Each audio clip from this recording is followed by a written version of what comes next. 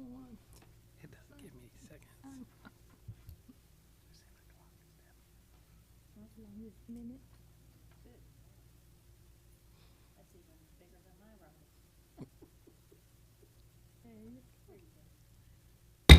It is 6 o'clock. Welcome to the Commerce City Council meeting, September 20th, 2022. This is our regular scheduled meeting. Tonight, we have the privilege of having Reverend Cheryl Murray of the First United Methodist Church here in Commerce coming to bring our invocation. Good evening, and it's my privilege to be here this evening. The Lord be with you. Let us pray. Gracious, loving, extravagant God, thank you for calling us here to serve you.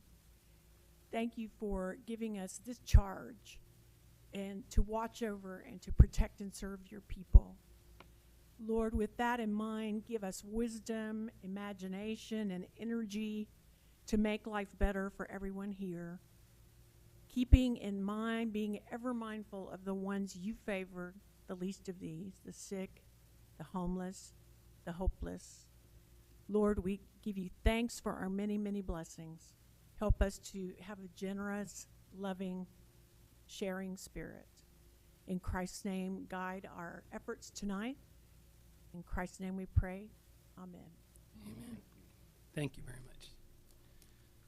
We're also very privileged to have the Commerce chapter, the Captain Charles Croxall chapter, Texas Daughters of the American Revolution, here tonight to provide the pledge to the United States and to Texas. Please come forward if you will.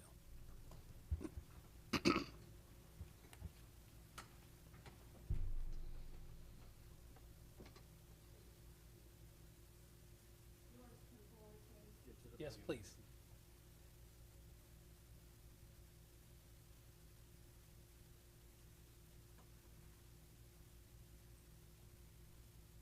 Pledge allegiance to the flag of the United States of America and to the republic for which it stands, one nation under God, indivisible, with liberty and justice for all. Honor the Texas flag. I pledge allegiance to thee, Texas, one state under God, one and indivisible. Thank you very much. I would love for you to please tell us and the audience that's here tonight. Do you need a picture, Tim? We're going to do that. I think we're going to do the proclamation. Okay.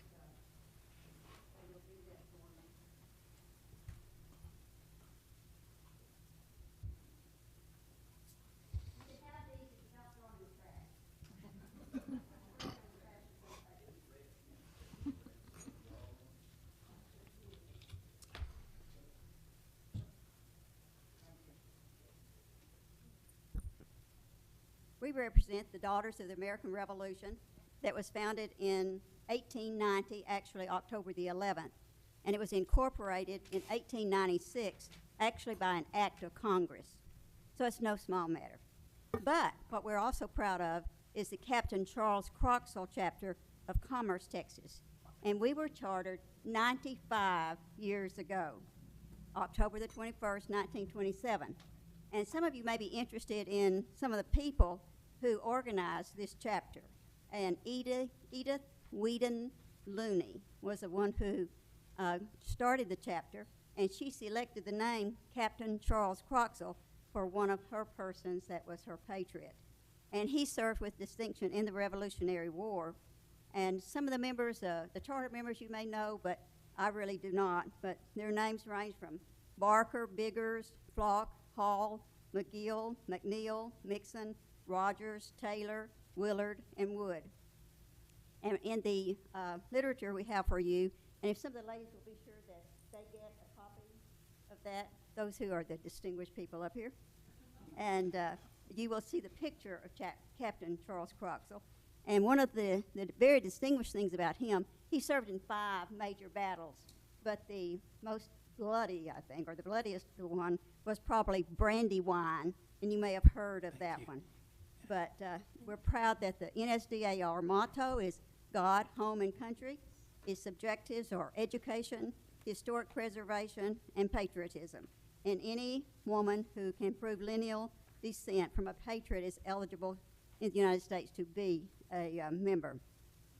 Right now we're celebrating. We're doing Rejoice Always, and we talk about our ties of service and friendship, and you'll be interested in knowing that 33 different women from this area have served as regent of the Captain Charles Croxall chapter. And the first DAR Good Citizen Award, which you might have heard about, was given to young women from Commerce High School and from TS. I was just seeing if any of you knew what TS was, but that's the training school that was at A&M Commerce. What is A&M Commerce now? So I thought that was sort of interesting. We also have a scholarship that is managed by the A&M Commerce Foundation, and it is named Lucy Love Whitley, Captain Charles Croxall chapter. And you will probably recognize the Whitley name because of Whitley Hall. What else? We have people in our chapter who are from 8 different towns and cities. And some of those are out of state because they have such close connections with commerce. And these towns include Commerce, Campbell, Katy, Lake Creek, Lubbock, Hollyville, and Virginia Beach, Virginia. And these members all have lineages to people who served in Kentucky, South Carolina, North Carolina, Virginia, Georgia, and Pennsylvania. The officers are here with me tonight, and we have many different gifts and select from the many projects that DAR has. And if you'd seen us lately, we were probably out cleaning tombstones. Thank you for letting us tell you about ourselves today. Thank you. Thank you.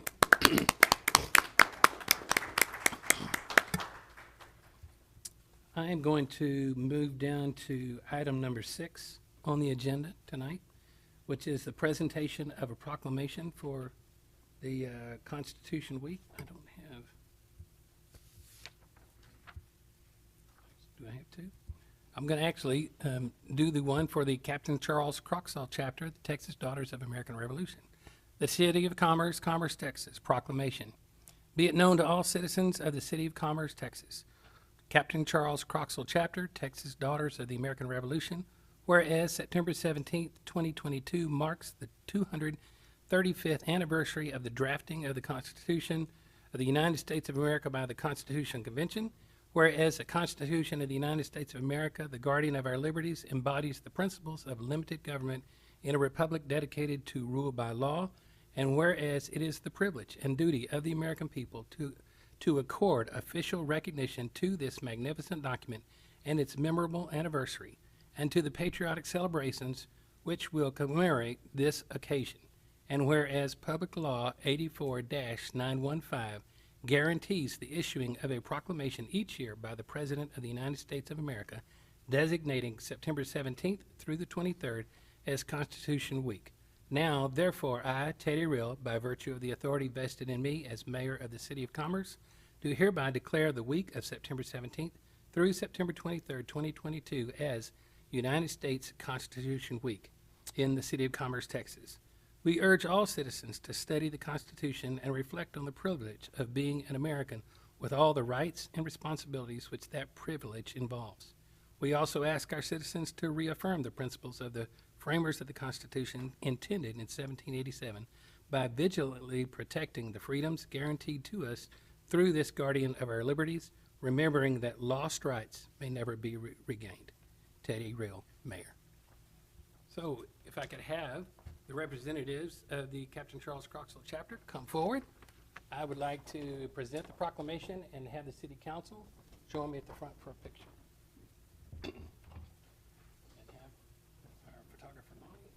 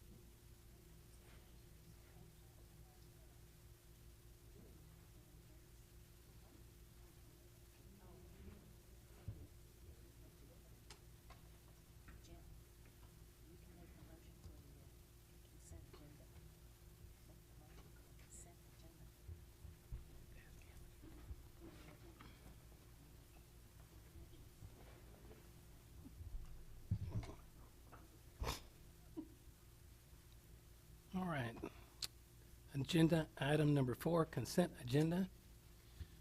Do we have any questions, comments concerning the consent agenda?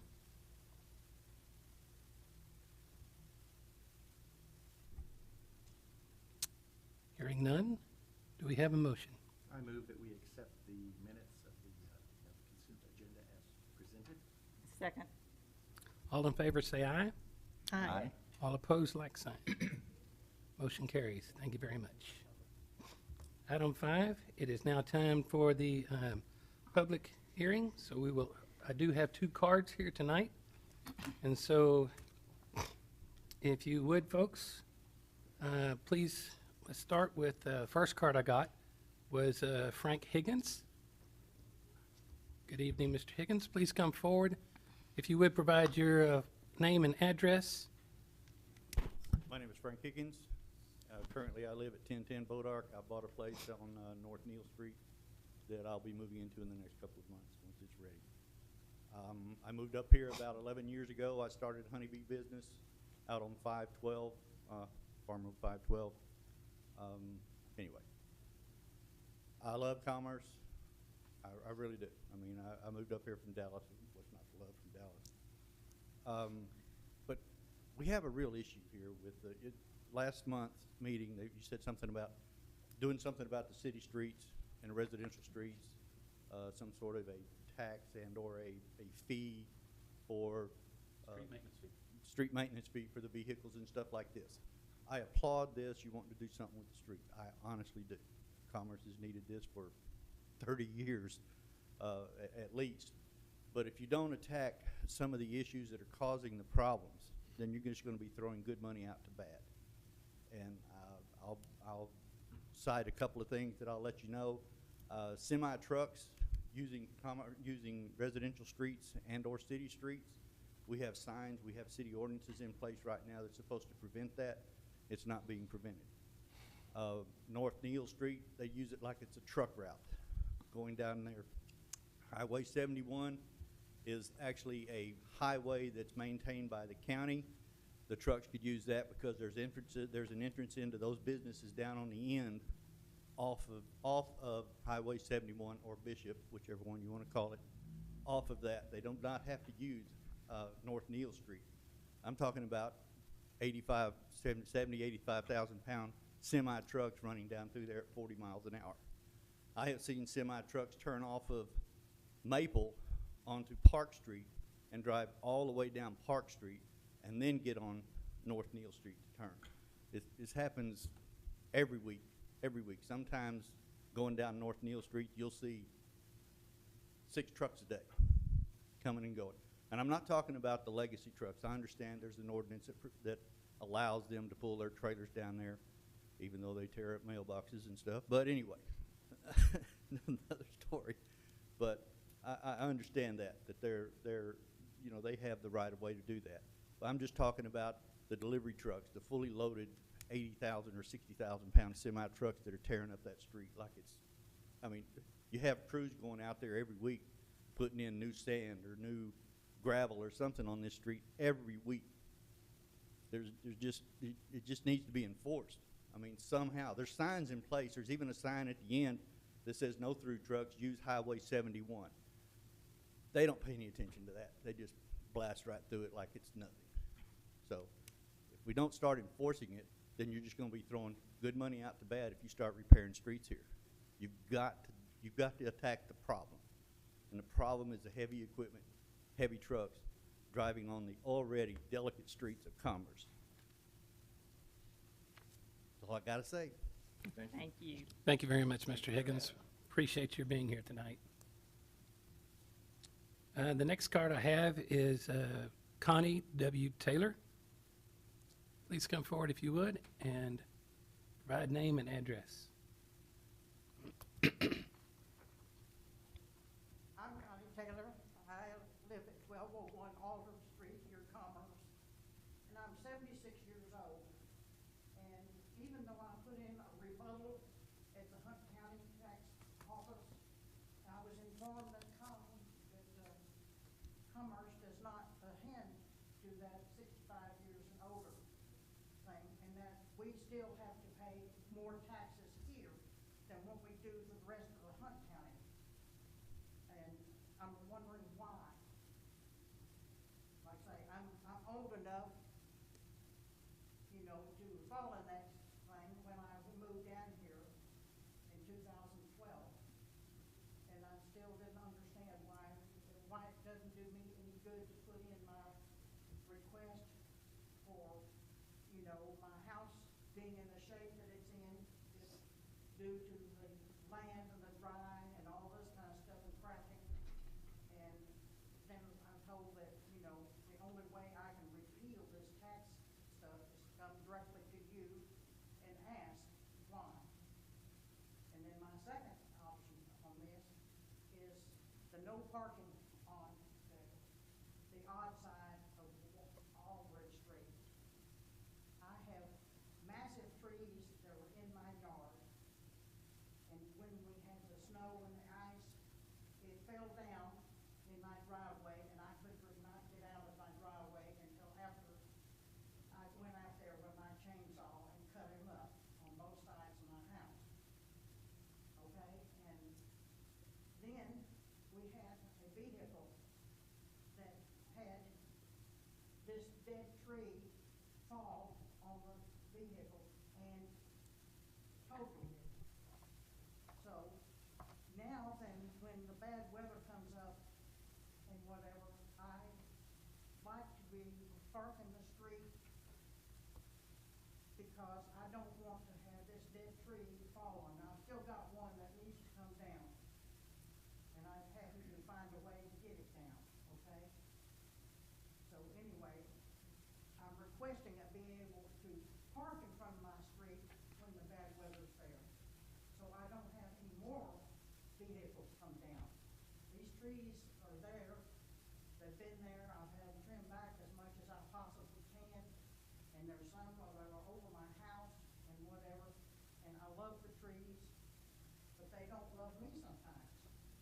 So, I'm just requesting that we have a no parking on that side, on the odd side of the street. It's a 3-lane street, and it doesn't make sense for me not, the people cannot park on that side of the street. The other side of the street, people don't park on that because there was, you know, the park, and then there's other houses there that if I, open more property there, there's no parking there at all anyway. So there has been teachers in the past that live in the area, and they have things that go on at the college, and they like their kids to be able to come visit them in there, and we have parking on the street, or had it there for, until this was all said no parking. And this was to help the children go to see their teacher when they requested them to come to their home. I had no problem with them parking in front of my house.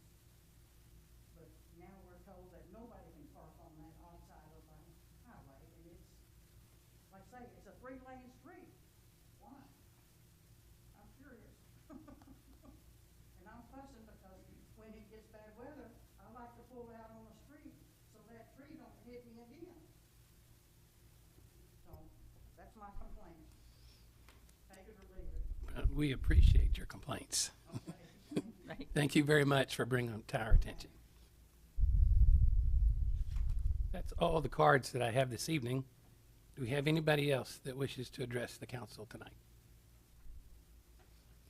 Mayor, Council, I'll just say briefly, Ms. Taylor, on this matter, the council's not allowed to discuss or consider the issues because it's not specifically listed on the agenda. But Mayor, we have discussed the tax freeze for those over 65 in the past. That has never been adopted by the City of Commerce, but it could be. And so we can place that on a future agenda should y'all ask us to. Ms. Jamie and I have worked with the appraisal district, and we've got the numbers and the estimates of what that impact would be on our budget, and it's negligible. And so staff would support making that move, but we would need to place it on a future agenda. Okay. I have pictures and all when I brought, and it didn't do me any good. All right. Thank you very much.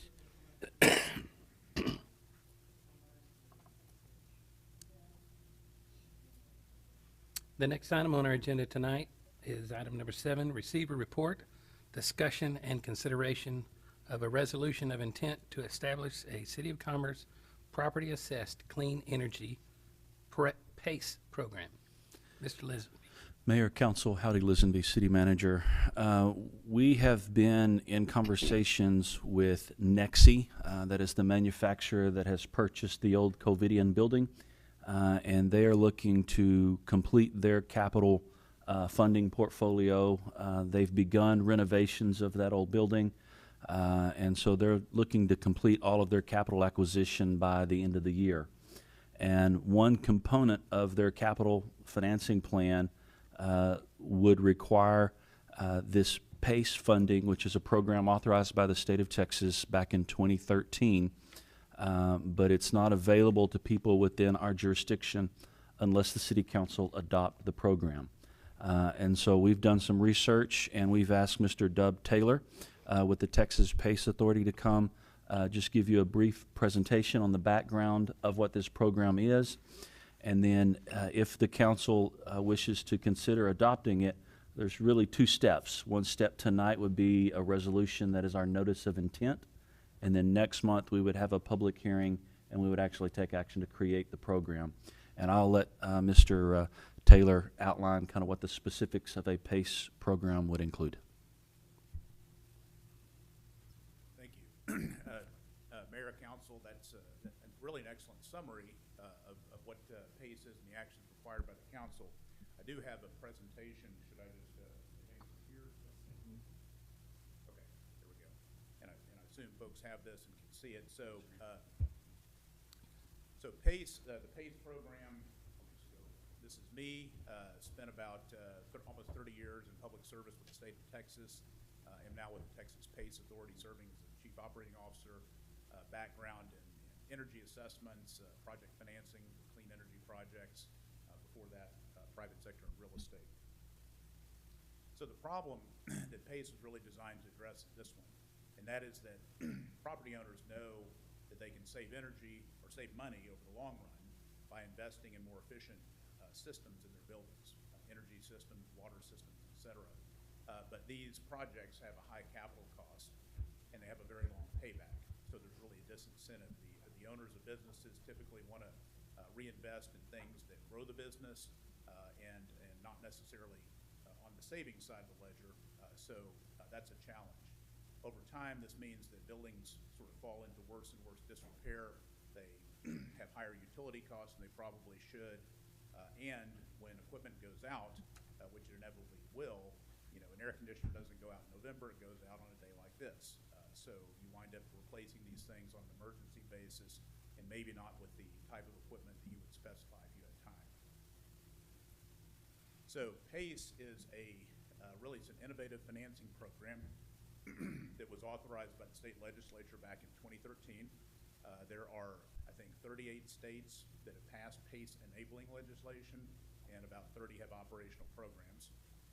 It is a means of providing financing, long-term financing for 100% of the cost of certain projects that have energy and water savings benefits.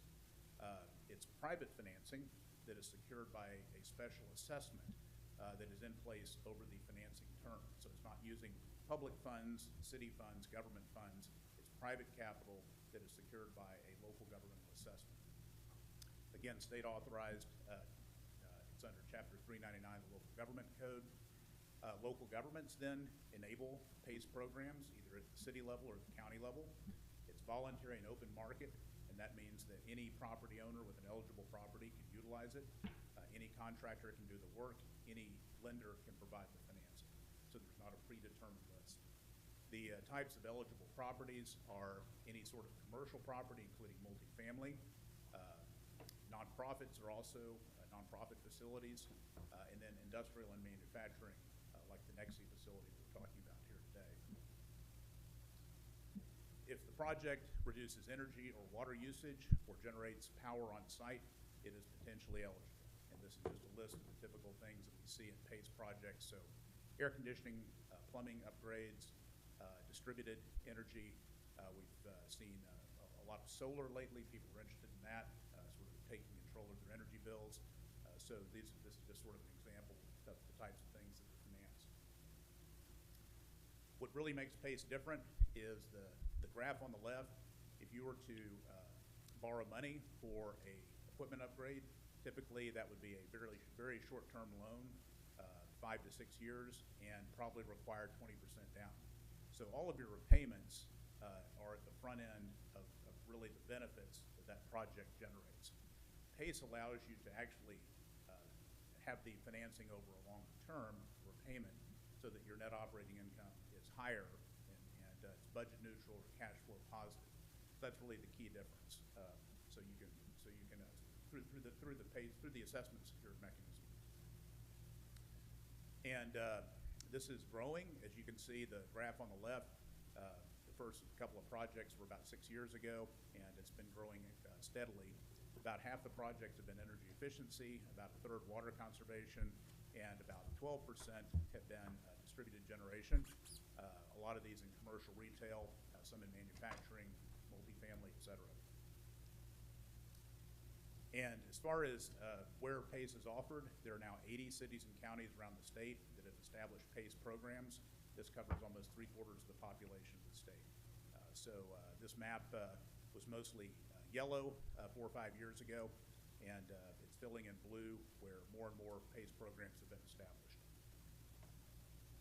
And the process for that, as was outlined, is there is typically a public briefing or discussion, which is what we're having right now. The second is posting a report on how the program will work. We have a standard report that's been used in cities and counties across the state that meets the requirement under statute. Then passing a resolution of intent to create the program. This has a public hearing notice and signals to the public that the city is considering offering PACE. Then the public hearing, then after that, considering any comments that may come in, and then considering a resolution to establish. And then after that, selecting an administrator to run the program. And that's where we come in. That's our role, the Texas PACE Authority. We're a nonprofit that was set up about 7 years ago to provide PACE administrative support services for cities and counties. That's all we do. We're not a lender, we're not a contractor, we're not obviously not an owner. So really we serve that outsourced governmental function. So everything above the line here is really the government function. Everything below the line is really kind of the private sector function. This kind of maps out how it works. So an owner finds a contractor, selects a project, identifies a lender, applies to the program. If the project meets all the requirements, then contractually, through 2 contracts, this is a little bit different in Texas.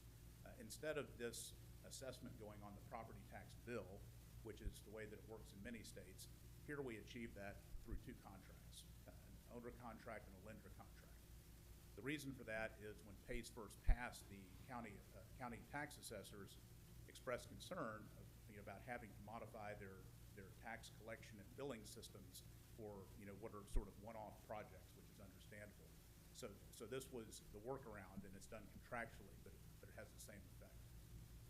The capital provider then provides the funding, essentially a construction line of credit. The contractor completes the project, and then the owner pays the installments back directly to the lender. So the money doesn't flow through the city or through the county. It goes directly back to the lender. Some of the criteria, PACE loan can be for up to 25% of the appraised value, post-project construction value. The savings to investment ratio, that means that over the term, the savings that are projected have to be at least equal to or greater than the total cost of the project. And then the other is if there is a mortgage on the property, the mortgage holder has to provide consent. This becomes a senior lien, which is superior to a mortgage, and so obviously if there's a mortgage on the property, the mortgage holder needs to be notified and provide consent for a PACE loan. How do we know that the projects are going to save energy or water? They're based, the calculation procedure is based on national standards. The other thing we have in Texas is that there's a requirement that an independent third-party reviewer review the savings that are projected, make sure all of that looks in order, And then once the project's completed, that same independent third-party reviewer, this is a Texas licensed professional engineer, goes back to the site to make sure everything was installed properly. So kind of a check and balance. This outlines the project side, so a contractor does, or the owner can do an energy or water analysis that meets certain criteria. The ITPR, that's the independent third-party reviewer, conducts a savings review. It moves into project construction and then installation verification. The types of projects we've seen, urban and rural, mixed use, nonprofit, manufacturing, you name it. The smallest has been 68,000. The largest has been 27 million. I think Nexi is looking at in the $3 to $4 to $5 million range for their needs, their facility. All of these have received 100% financing. And just sort of an example, this is actually the very first PACE project in the state at a house of worship in Austin, which needed HVAC system replacements and controls, and obviously any sort of congregations have cash flow challenges, and so PACE was a good match for them. Conventional office building in Houston that had aging technology and original to the building that was all replaced, and significant savings. This is a building in downtown Dallas right across from City Hall that was an abandoned warehouse that was renovated into loft apartments and a hotel. In this case, PACE provided about 23%, or 24 million of the total capital stack, which was about 120 million. So it needed a lot of things, but PACE funded part of it. New apartment complex in Rockport, where they lost housing after Hurricane Harvey. Here they went above minimum code, which qualified that new construction for PACE. And downtown Amarillo, again, an abandoned building that was an eyesore, and the city was actually raising money to have it torn down, but a developer bought it, turned it into a boutique hotel, which is really a phenomenal property now, and used PACE for all of the HVAC, mechanical systems, et cetera. So in summary, there are win-win-wins, and there's really 5 wins in this case. Property owners benefit from lower utility bills, upgrading their assets, their equipment. Contractors, a lot of times the contractor may propose a project to an owner, but the owner says, that's a big price tag. How do I pay for that? This is a means of getting those projects moving forward. For lenders, this is a low-risk product they can offer. For the state, we're reducing peak demand on our electric grid, other benefits. And then for communities, this is a excellent tool in the toolkit for economic development that does not cost the city any money and require incentives and approvals of that sort. And it can be combined with other incentives since this is private capital. So I know that was quick. I'm happy to, I know you've got a full agenda, but happy to take any questions. Any questions from the council? Mayor, Council, I'll just add a couple of things. The report that Mr. Taylor talked about, we've looked over the standard report that is kind of the template that recommended in Texas. There were a couple of decision points that we had to make to put within that report, and so I wanted you to be aware of what those decisions were in case for some reason you see it differently. But one of the options is, does the city want to have local participation in the financing or in the financial side of that? We've said no. The other was, does the city want to have any local administration of the program with our staff or our time? We've elected to say no and instead use a third-party administrator. And then one of the other questions is, do we want to offer this in the city limits and within the ETJ? At this point, we've said no. We only want it to be available inside the city limits.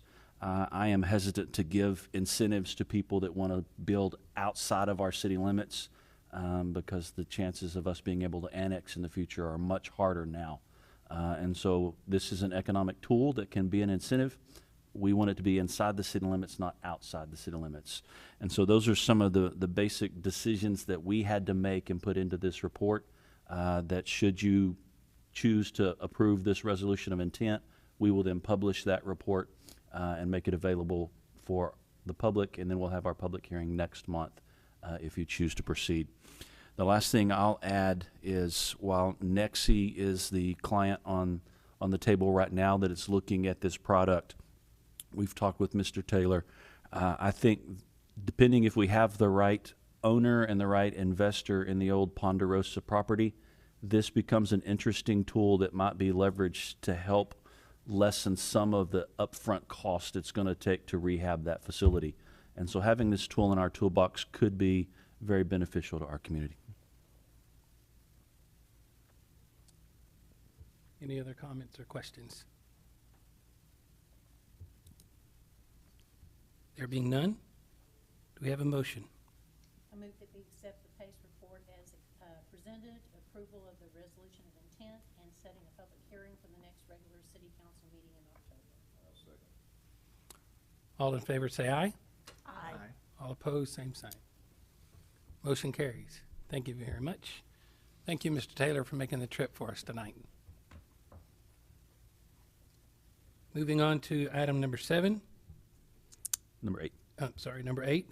First reading, public hearing and consideration of an ordinance approving a conditional use permit to allow mini warehouses for the property located at 2301 Mangum Street, Commerce, Texas. Property ID 30389, legal description A0675, Marler H. Hunt County Tract 26, acres 4.823, General Business District. Mr. Lisenby. Mayor, Council, howdy, Lisenby, City Manager. This is a request that has been submitted by a property owner. For reference, the water tower that is over by Fix and Feed, there is currently a self-storage unit that faces Culver. Then there's our water tower, and then this property kind of wraps around the water tower and then extends up to Aldridge. And so the property owner has requested a conditional use permit to build a self-storage unit, a property with 200 units. It would not take up the entire size of this lot. They're looking to use about a third of this property to put in the first phase of their development, which would be the self-storage units. Then depending on how the market moves, they want to do some kind of housing on the other 2/3 of that property. Property is currently zoned as general business, and so this is not a use that's allowed by right. It's a use that's allowed if there is a conditional use permit. And so what that does is it gives the planning and zoning and it gives the city council the opportunity to review the proposal, look at what is intended to be done and how it would impact the surrounding properties. This particular lot does abut to a residential neighborhood, as you can see on the screen. And so there was some conversation at the Planning and Zoning Commission about potential impacts that this new facility would have on those residential homes there to the east of them. And so the Zoning Commission determined that they would recommend approval of the conditional use permit with conditions, one being that there be a visible screen along the eastern boundary between the storage units and the residential. That screen could either be a fence or the backside of the storage buildings, but they wanted some kind of screening. And then the second condition was any external lighting has to be pointed away from those residential areas. And so they felt like with those conditions, this would be a use that is permitted and would have minimal impact on that residential area. Staff agrees with that recommendation, and so staff is recommending approval of the conditional use permit with those two conditions for screening and external lighting restrictions. We'll be happy to answer any questions.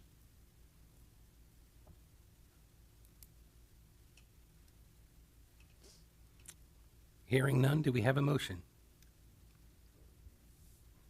Oh, I'm sorry. It is a public hearing. It is 6:39, and I open a public hearing.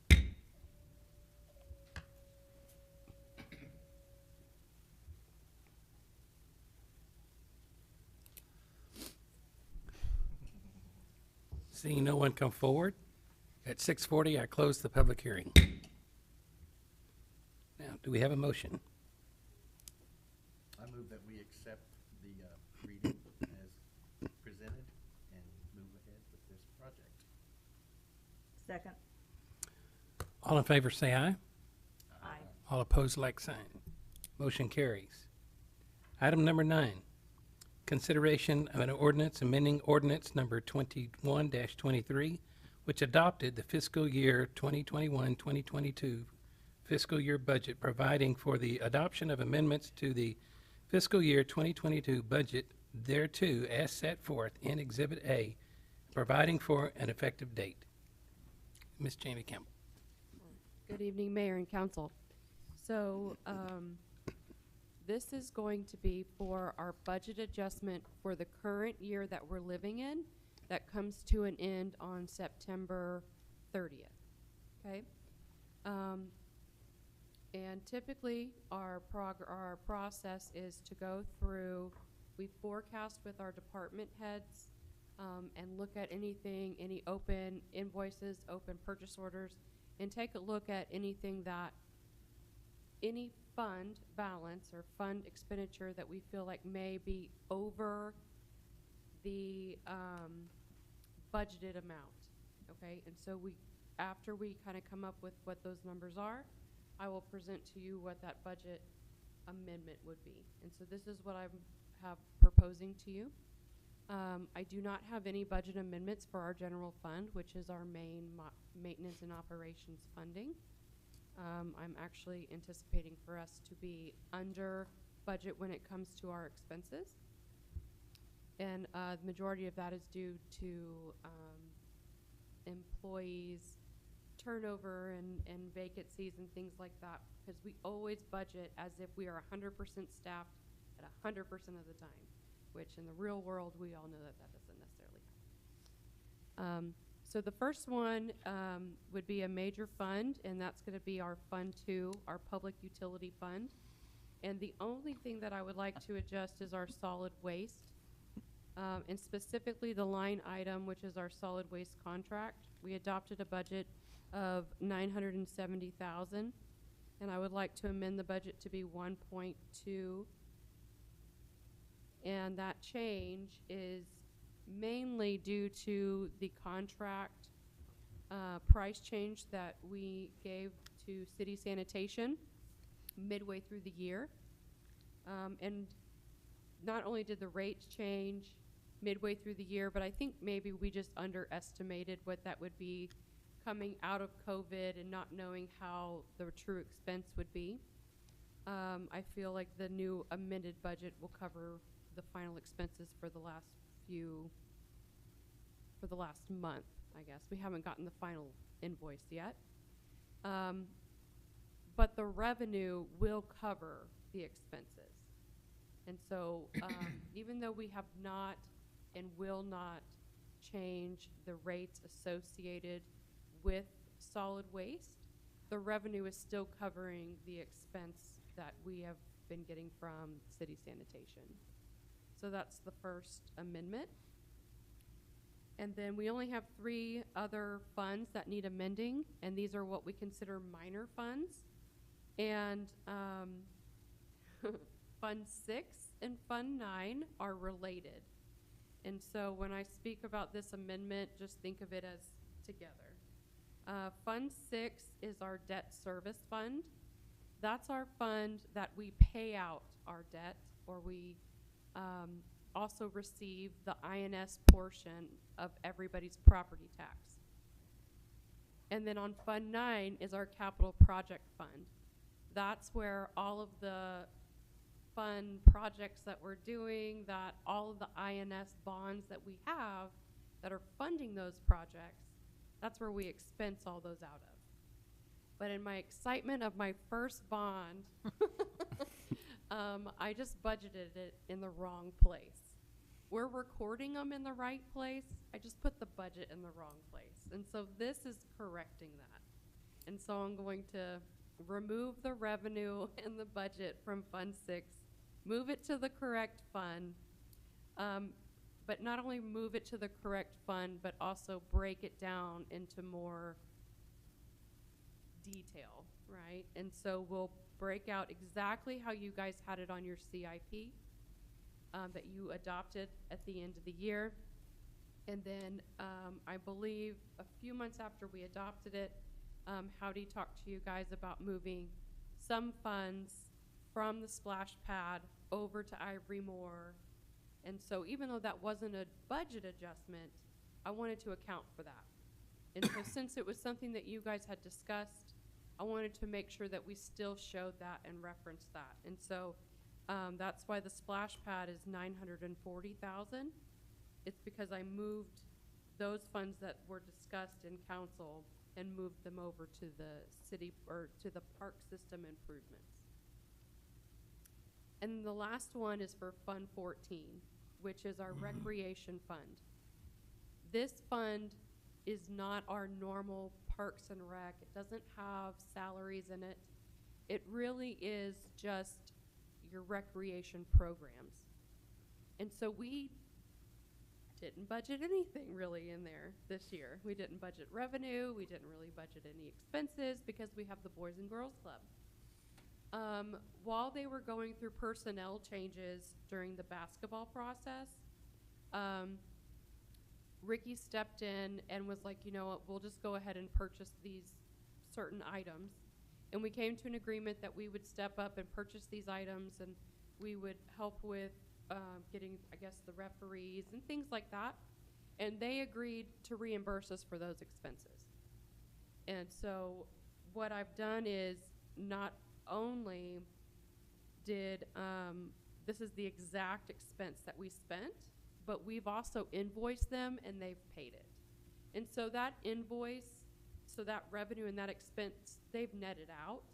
But because we've expensed something where it was zero, I want to make sure that we have on record that we should amend that budget so that it matches what our, closer to what our actual is. But just so you know, they have done their part. They have paid that invoice. And that's really the only time that they've ever had to do that. Any other time, that hasn't been the case. Does anybody have any questions about these budget amendments? And no, I will not make that mistake again with, I was just excited. It's my first bond. Anybody have any questions? You caught it. That's this one, ma'am. Yeah, I've been dreading having to stand up and say, I made a mistake. There being no questions, we have a motion. I move that we accept the ordinance authorizing the budget adjustments as presented. Second. All in favor say aye. Aye. All opposed, like sign. Motion carries. Thank you.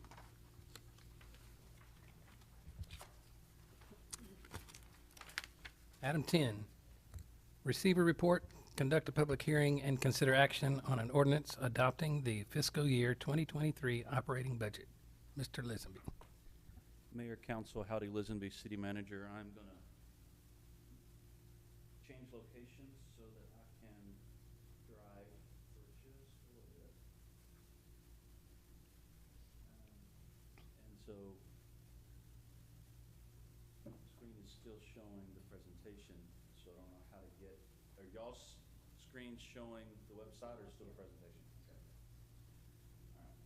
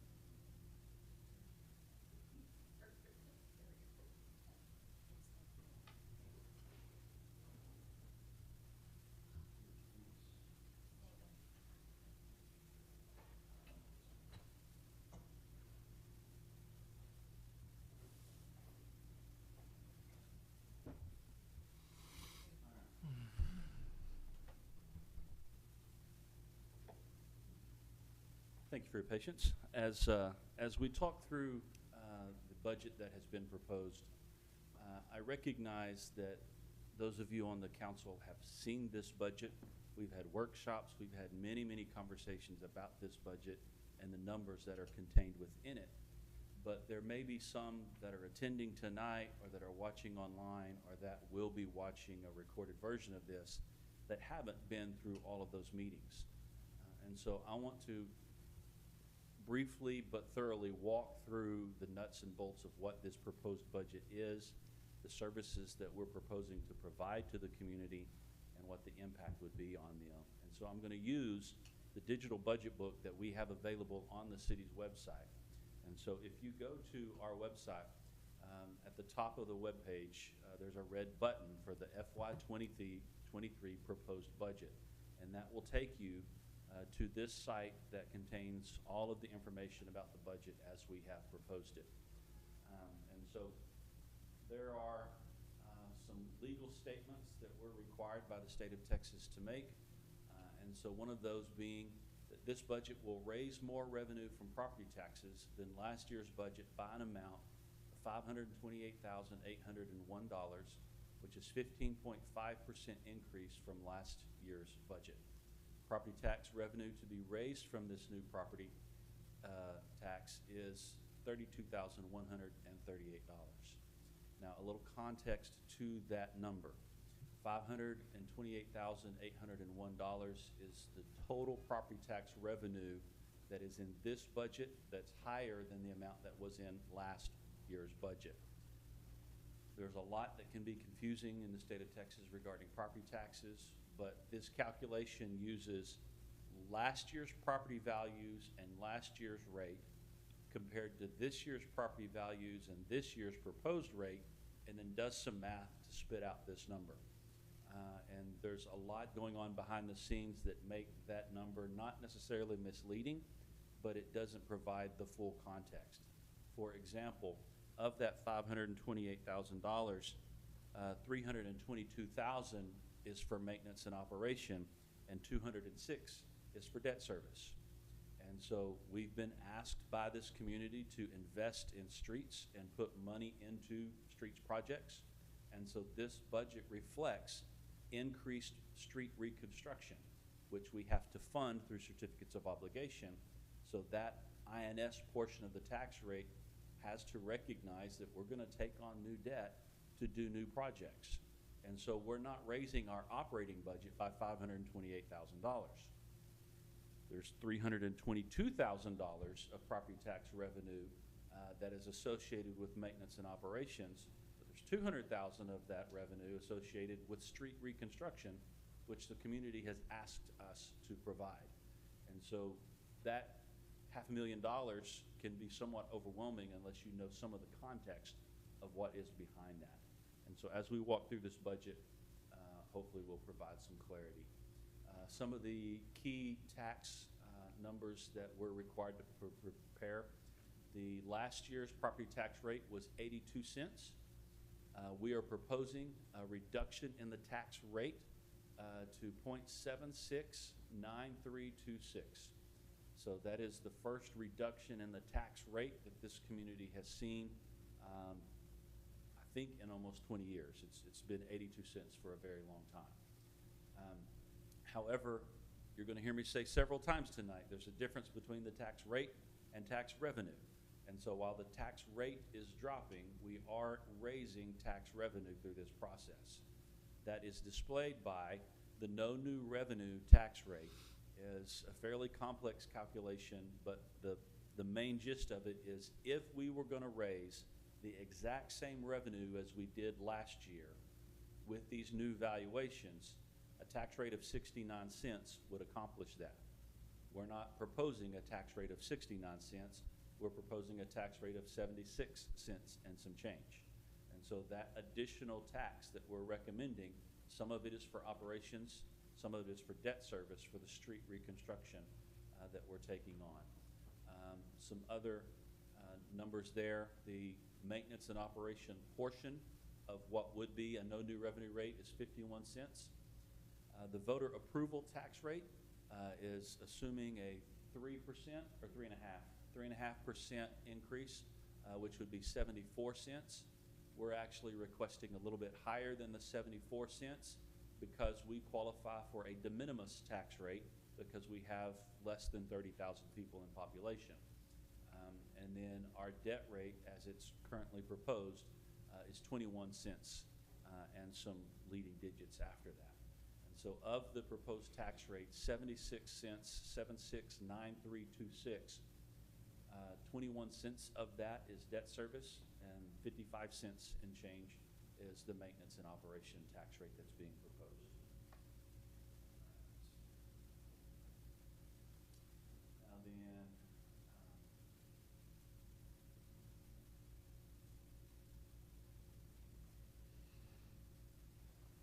overall, the total budget that's being proposed for the city, that's all general fund, utility funds, and special funds, is $21,495,607.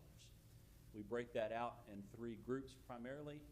Number one is the general fund. That's where all of the tax revenues and general services and general charges live. And so last year's budget for the general fund was $6.6 million. This year we're proposing $7.1 million, and that is an increase of about $490,000 is what we're proposing to increase for the expense budget in the general fund. Enterprise funds includes water, sewer, sanitation, and as we'll see, the new street maintenance fee. That fund is a utility fund, and so last year we had a budget of $5.8 million, and we're proposing 6.5. Number's a little fuzzy for me. But that's an additional $739,000 in the public utility funds. $250,000 of that is the street maintenance fee. So between water, sewer, and trash, there's an increase of about $500,000, and we'll show what those increases contain. And then group three are the other funds. These are smaller groups of accounting books that don't have all of the activity. They typically don't have people in them, but there's a significant drop in that budget from $10.3 million to $7.8 million. That reduction primarily is fewer capital projects that we're going to be taking on. So we've budgeted less money coming out of capital projects and debt service. Within the general fund, again, general fund is looking at about a $490,000 increase. Of that, personnel cost is $335,000. We are a service organization. We provide services to the citizens of our community, and you do that with people. And so the biggest chunk of our operating budget in the general fund is salaries. And so in this proposed budget, we've got a couple of things that are putting pressure on those salaries. It's not requesting new positions. One is the cost of health insurance. Coming out of COVID, our insurance brokers told us to expect a 35% increase in premiums for the cost of covering health insurance for our employees. Going into this budget, there are many organizations, not just cities, that provide insurance as a benefit. Some of those pay 100% of the cost for their employees. Some of those only pay a portion of the cost of the employees, and the employees have to make up the difference. Some organizations, when they see a 35% premium increase, will choose to pass some of that increase on to their employees, effectively making all of their staff take a pay cut. We chose not to pass those costs on to our employees. So we wrote a budget in which we could absorb that increased premium cost. Well, as the fates and the gods would have it, JBA Financial, locally here right across the street, is our insurance broker. They went to bat, and they took that 35% rate adjustment and turned it into 17%. And so our rates only went up 17% instead of the 35% that we had been anticipating. But still, a 17% increase to a major benefit for your employees is going to hit your budget. The other thing we're asking for is to recognize that the inflation environment in which we are all living is hitting the pocketbooks of our staff, frontline workers. Many of them are low and middle income families. It's hitting them harder. And so we're looking at a 3% salary adjustment across the board for our employees. And so cost impact to the budget is about 3%. The way we implement that is through a merit system. And so we've done the first set of performance evaluations for our staff. We have employees that have been here for 17 years that have never been given a performance review. We did performance reviews for all of our staff, and based on those findings, they'll get different degrees of salary adjustment, assuming this budget gets adopted. But the overall impact to the budget would be 3%. So the biggest change is taking care of the people that are taking care of us. One of the things that we say within our organization, that on people's worst day, we have to be at our best. Whether it's your interactions with police or with fire or water, whenever you're interacting with the city, you're probably having a bad day. We need to be at our best. And so the people that provide the services to our community, we want to make sure that we're taking care of them. Another factor within the general fund is operating supplies. We talked about inflation. For us, fuel, oil, and some of the supplies that we use to provide those services, that's $52,000 increase. So the majority of the increase in the general fund is personnel and inflationary costs and us providing the services. Enterprise funds are the water, sewer, sanitation, or trash, and the new street maintenance utility fund. And so those funds have gone up $739,000 of increased expenditure. $248,000 of that is in personnel. While water utilities is a service organization, if you look at it, it's more of a manufacturing industry. So staffing in the general fund is 70% of our budget. In the utility fund, it's closer to 50% of our budget because we still have people providing the services, but we're actually producing a product that the city uses in water and wastewater services. So about $250,000 of increased personnel costs, again, increase in benefits costs, and a 3% raise. We're seeing some raising of costs in our operating supplies. Again, fuel being one of those, but also chemicals. Chemicals is a major component of what we do in water and sewer business, and those costs continue to rise. A bigger portion of this change, though, is going to be debt service. Between last year and the year we're proposing in front of you, we'll be investing about $5 million in our two treatment plants, water treatment plant and the wastewater treatment plant. And there's debt service associated with that $5 million investment that impacts this budget. And so you'll see some increased costs there. And finally, the new street maintenance fund, which we'll talk about in more detail later tonight. But creating this new fund requires us to create a budget for that fund, and that's about $250,000 of that $700,000 increase. The rest of our other funds total up, they're going down by about $2.5 million.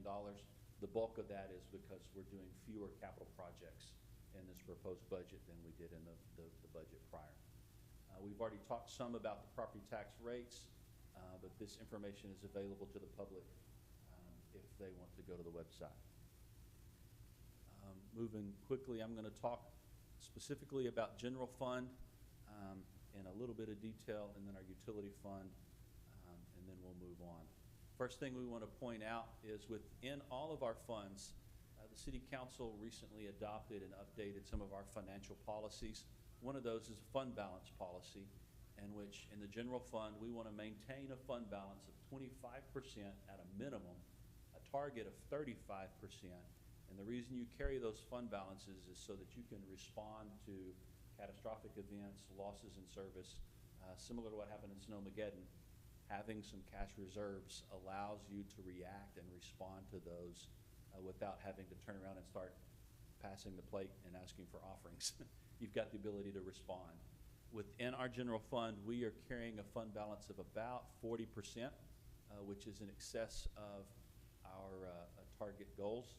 And so general fund is very healthy right now. In terms of revenue for the general fund, you'll see here that 64% of our revenues to the general fund come from a combination of property taxes, sales taxes, and franchise taxes. There are some other minor taxes, but those are the big three in terms of revenue for the general fund. Then we have some charges for services, license and permits, and other financing sources. For expenditures within the general fund, and that's all the data that the public has access to for the revenue side. On the expenditure, salaries and wages are 70%. As we mentioned, the general fund is a service organization. It is people providing services to the members of our community, and so 70% of our general fund is paying for the people that are providing those services. And then there are other cost categories that you can see in detail. And then if you look at the departments, public safety.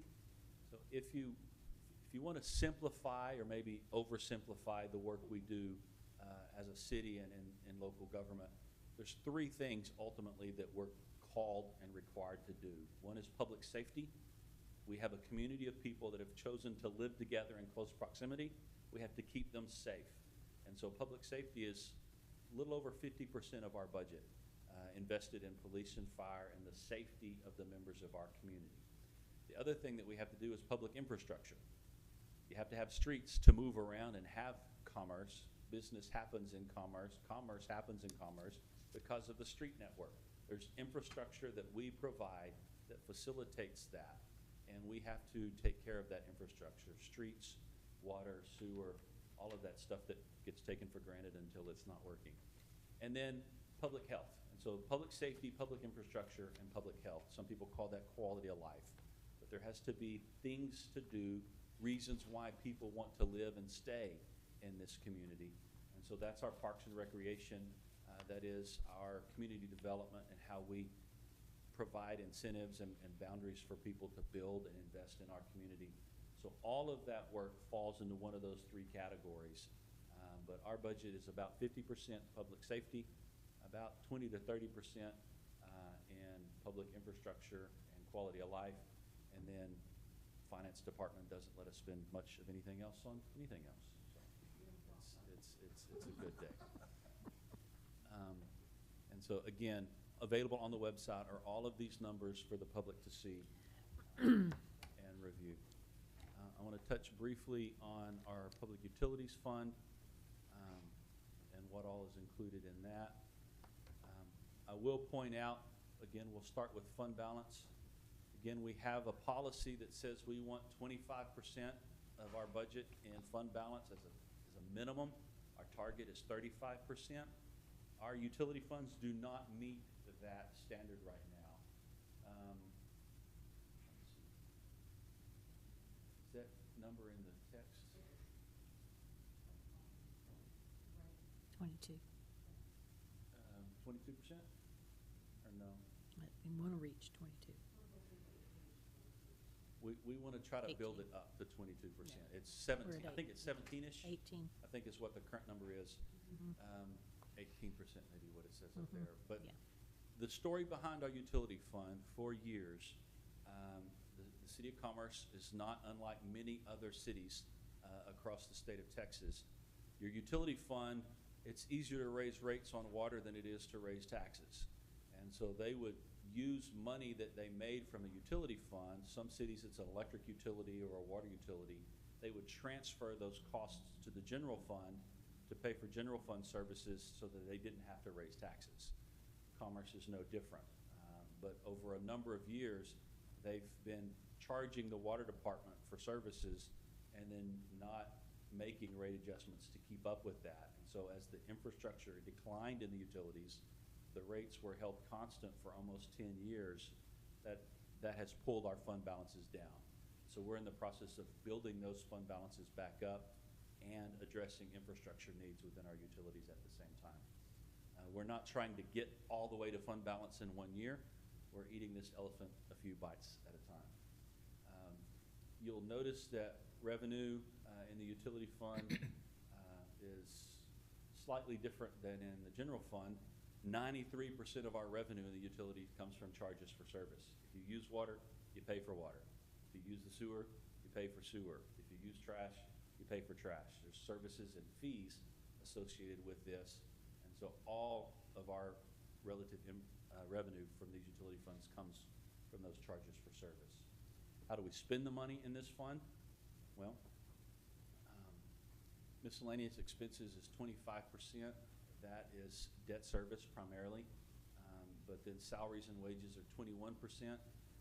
Professional services, contractors, things like that are 20%.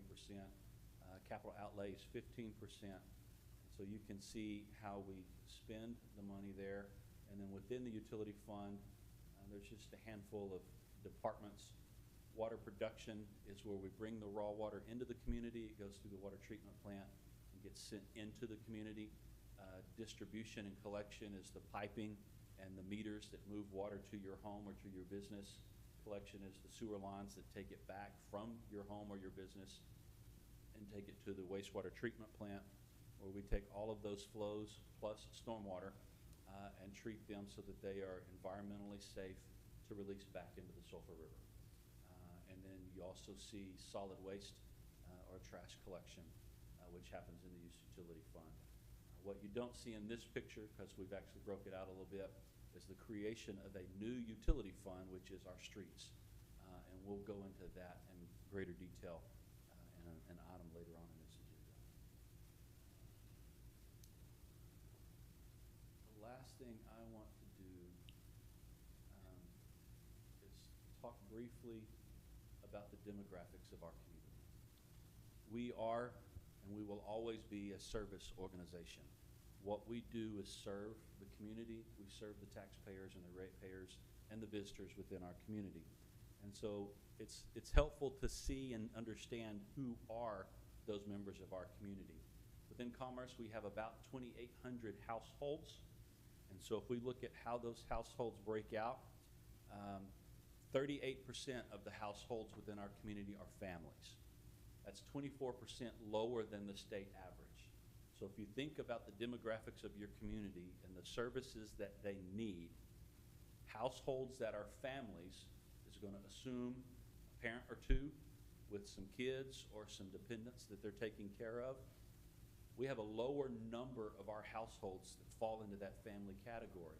It makes sense as a university town because we have a lot of college students. We have a lot of housing units that are taken, that are rented, that are not occupied by families. 33% of our households are married couples. I would assume most of those family households are also married couples, but that's 36% lower than the state average. Singles are 5%. Seniors living alone are 19%. So 39% higher than the state average for a community of our size are senior citizens living alone. We talked about that last year, and you'll find within this year's budget, there's things for us to begin to address the service needs of our senior citizens, including recreation opportunities, because seniors living alone need opportunities to get out and socialize and interact with others. That's a quality of life. It's a public health issue. We don't necessarily do the programming, but we need to help provide spaces for those things to happen. And so services to these members of our community becomes important. If you look at our community economically, 2% of our households have a total household income of $200,000 a year or greater. That's 76% lower than the state average. So if you're looking at a typical community in the state of Texas, there are those that are on the high end of income and those on the low end of income. Our high-end income earners in this community relatively don't exist. There's very few of those households. Median household income, the average total income for a household in Commerce is $34,946. That's 45% lower than the state average. So from a socioeconomic point of view, the people that live within our community have a much lower household income than you would find in an average community within our state. This number actually is an improvement over last year, because last year it was over 40%. But 38% of our households have a total household income of $25,000 a year or less. That remains a startling number for me, because 38% of the households that we provide services to are at the very low end of their income categories. And so as we look at the services that we provide and the cost that we charge for those services, we need to be mindful that 38% of our households are probably going to struggle to pay those costs. And so we need to factor that into how we establish rates and how we structure those rates. Average home values continues to rise over the years within our community. We've gone from $76,000 as the average home value to we've doubled that almost, and we're at $135,000 as the average household value. And so the trend is positive for the resources in our community. Housing is getting better, values are getting better, but that doesn't necessarily mean the people are getting better and more well off. That 40, I think it was 45% last year had a household income below $25,000. It's 38%, so that's moving in the right direction, but it's still a rather large number. And so those are the key points that I wanted to bring to you and to the public's attention. I'll conclude, Mayor, by saying something that my team is fairly used to me saying now. I've almost been here 2 years. It's flown by because we're having so much fun. Every dollar we spend is somebody else's dollar. And we take that reality very, very seriously. There is not a dollar that we as a local government spend that we created. We don't grow it on trees. We don't find it buried in the ground. Every dollar we spend is somebody else's dollar that they gave us to use on their behalf. So when we write budgets, when we put plans together for how we're going to provide those services, we have a sobriety about that because it's somebody else's money that they've trusted us to use on their behalf. And we believe this budget honors that requirement. It honors that commitment to serve our community, to raise the level of service that we provide to that community while still being mindful of the affordability of that. And so we welcome any questions that you have. This does, I believe, call for a public hearing. It does. And so this is the budget we are proposing, and so we turn it back over to you. Any questions for Mr. Lisenby? Hearing none, then at 7:17, I open a public hearing. Is there anybody that wishes to address the council?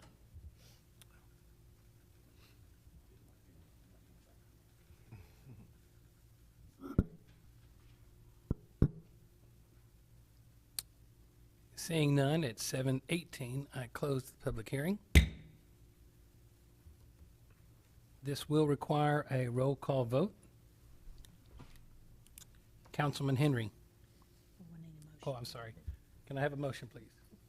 I move to adopt the fiscal year 2023 budget as presented. Second. Okay, roll call vote. Councilman Henry. Yay. Councilman Muller. Yay. Mayor Real votes aye. Councilman Thompson. Yay. Councilman Ayers. Yay. Okay, thank you very much. That carries. Moving on to item 11, consideration and possible action of an ordinance ratifying the property tax review revenue increase reflected in the adopted fiscal year 2023 operating budget as a result of the city requiring more revenue from property tax than in the fiscal year 2022. Mr. Lisenby. Mayor, Council, Howdy Lisenby, City Manager. This is a fairly recent requirement from the state of Texas, but if we are adopting a budget that requires more property tax revenue than the prior year, you have to ratify and basically publicly admit that we're adopting a budget that is going to require more revenue from property taxes. And so we are not proposing a budget that is sustained by the no new revenue rate. And again, I'll state that the environment in which we're working in, our employees are experiencing significantly greater costs of living, as well as all of the other citizens within our community. And so we feel like it would not be responsible for us to adopt last year's budget and repeat it again, because the cost of operating in this next year is going to be greater than it was last year. The impact for our employees and their household budgets is different than it was last year. And so if we're going to continue to serve our community well, we have to put a reasonable budget together that provides those services. And so to do that, We are asking for a tax rate of 0.769326. Ms. Janie's happy because I actually said it right. Within that, the maintenance and operation rate is 0.552469, and the interest in sinking is 0.216857. And so this is the property tax rate that we are proposing to support the services that we are providing to our community, and we'll be happy to answer any questions. Do we have any questions for Mr. Lisenby?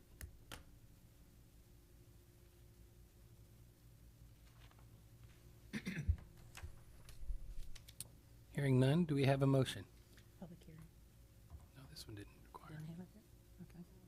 I move that we adopt the fiscal year 2023 budget, in which will raise more revenue from public, property taxes than last year's budget by an amount of $5,280,796, which is a 15.5% increase from last year's budget. The property tax revenue to be raised from the property added to the tax roll this year is $32,138. Okay, do we have a motion? That was the motion. That was the sorry. motion. Do we have a second? I second. All right, all in favor, say aye. Roll call. All Roll- opposed? Roll call. Is this, Yeah. okay, I'm sorry. Roll call vote. So, Councilman Henry, Aye. Councilman Miller, Aye. Mayor Real votes aye. Councilman Thompson, Aye. Councilman Ayers. Aye. All right, motion carries. Thank you very much. Item 12, receive a report, conduct a public hearing and possible action on an ordinance adopting the tax rate of .769326 per $100 of assessed valuation as of January 1st, 2022 for the fiscal year 2023. Mr. Lisenby. Mayor, Council, one more time under the breach. This is the actual adoption of that tax rate. And so the last piece of information that I want to present to you is we are adopting a rate that is higher than the no new revenue rate. And so the impact of that rate on a home valued at $100,000. And so if you have a home valued at $100,000, the median home is $135,000. The annual cost of this tax rate will be $40.92. And so the tax rate that is being proposed will ask of citizens to pay an additional $40 a year over what they would have paid last year. Do we have any questions for Mr. Lisenby? The motion is rather wordy, and it is on the screen in front of you. So I have public hearing. Yeah. Required. So at 7:23, I open for a public hearing. That is my clock. Does anybody wish to address the council?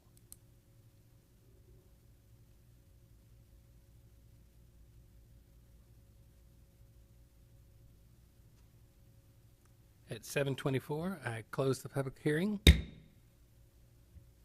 we have a motion? I move that the property tax rate be increased by the adoption of a tax rate of 0.769326 per $100 of assessed valuation as of January 1st, 2022 for fiscal year 2023, which is effectively a 5.62% increase in the tax rate from last year.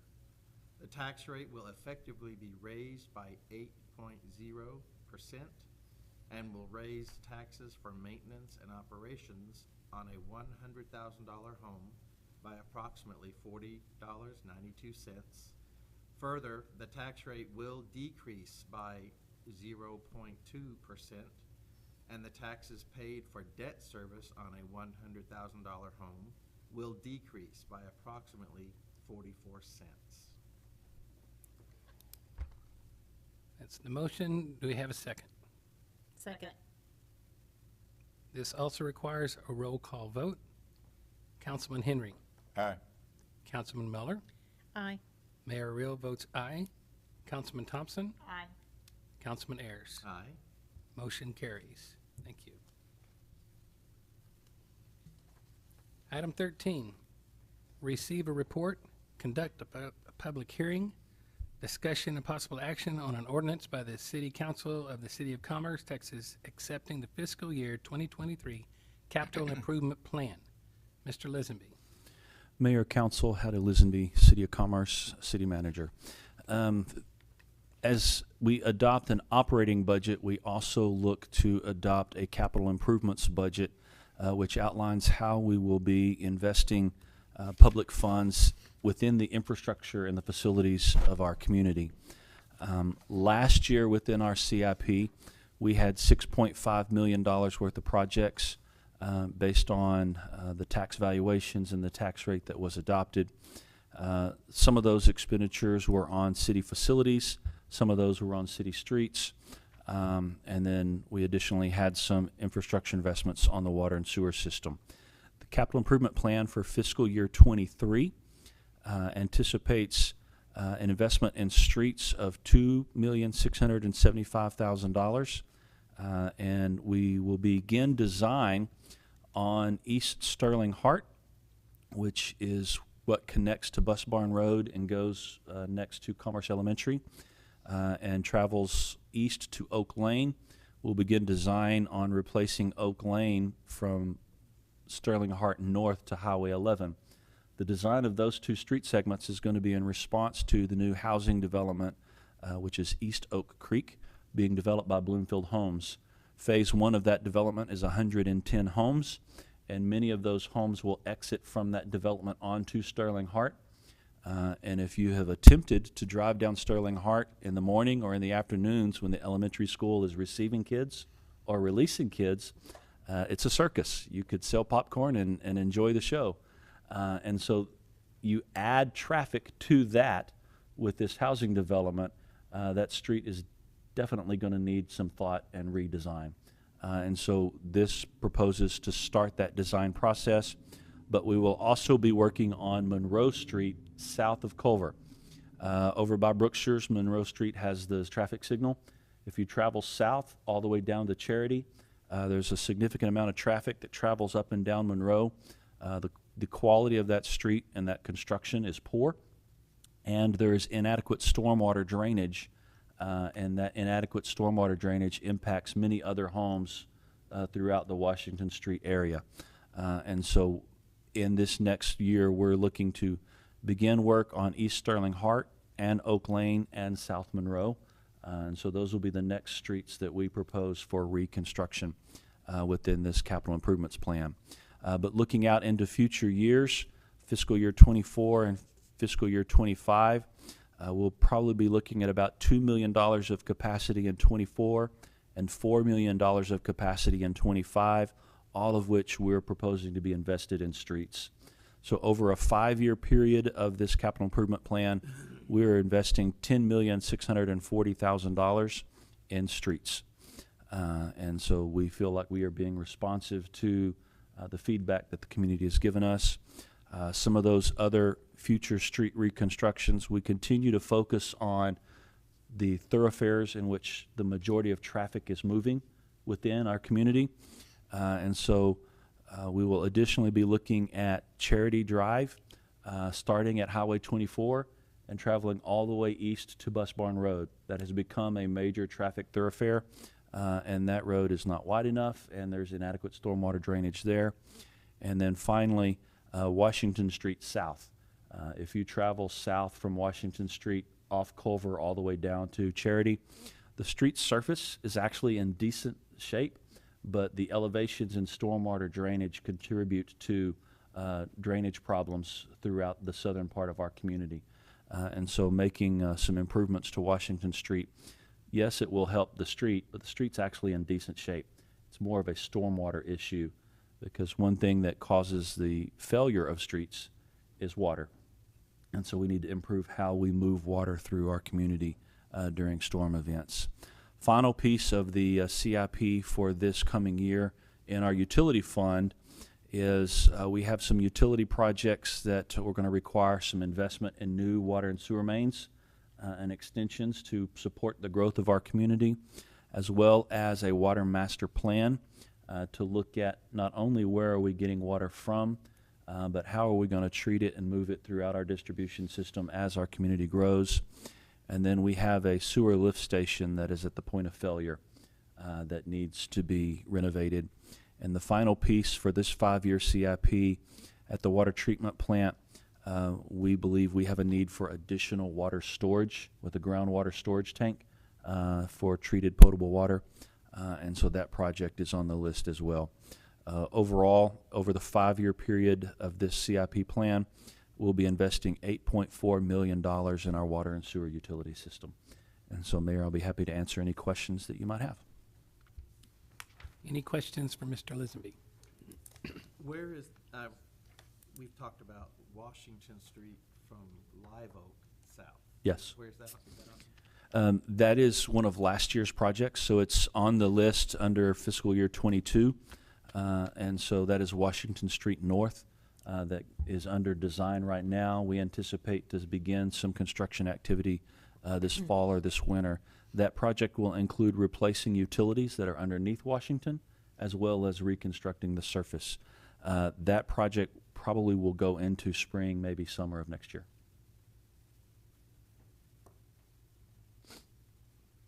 Any other questions?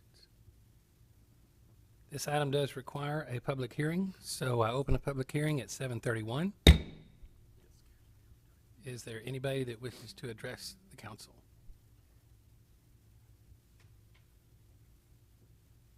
Seeing none, I close the public hearing at 7:32. Do we have a motion?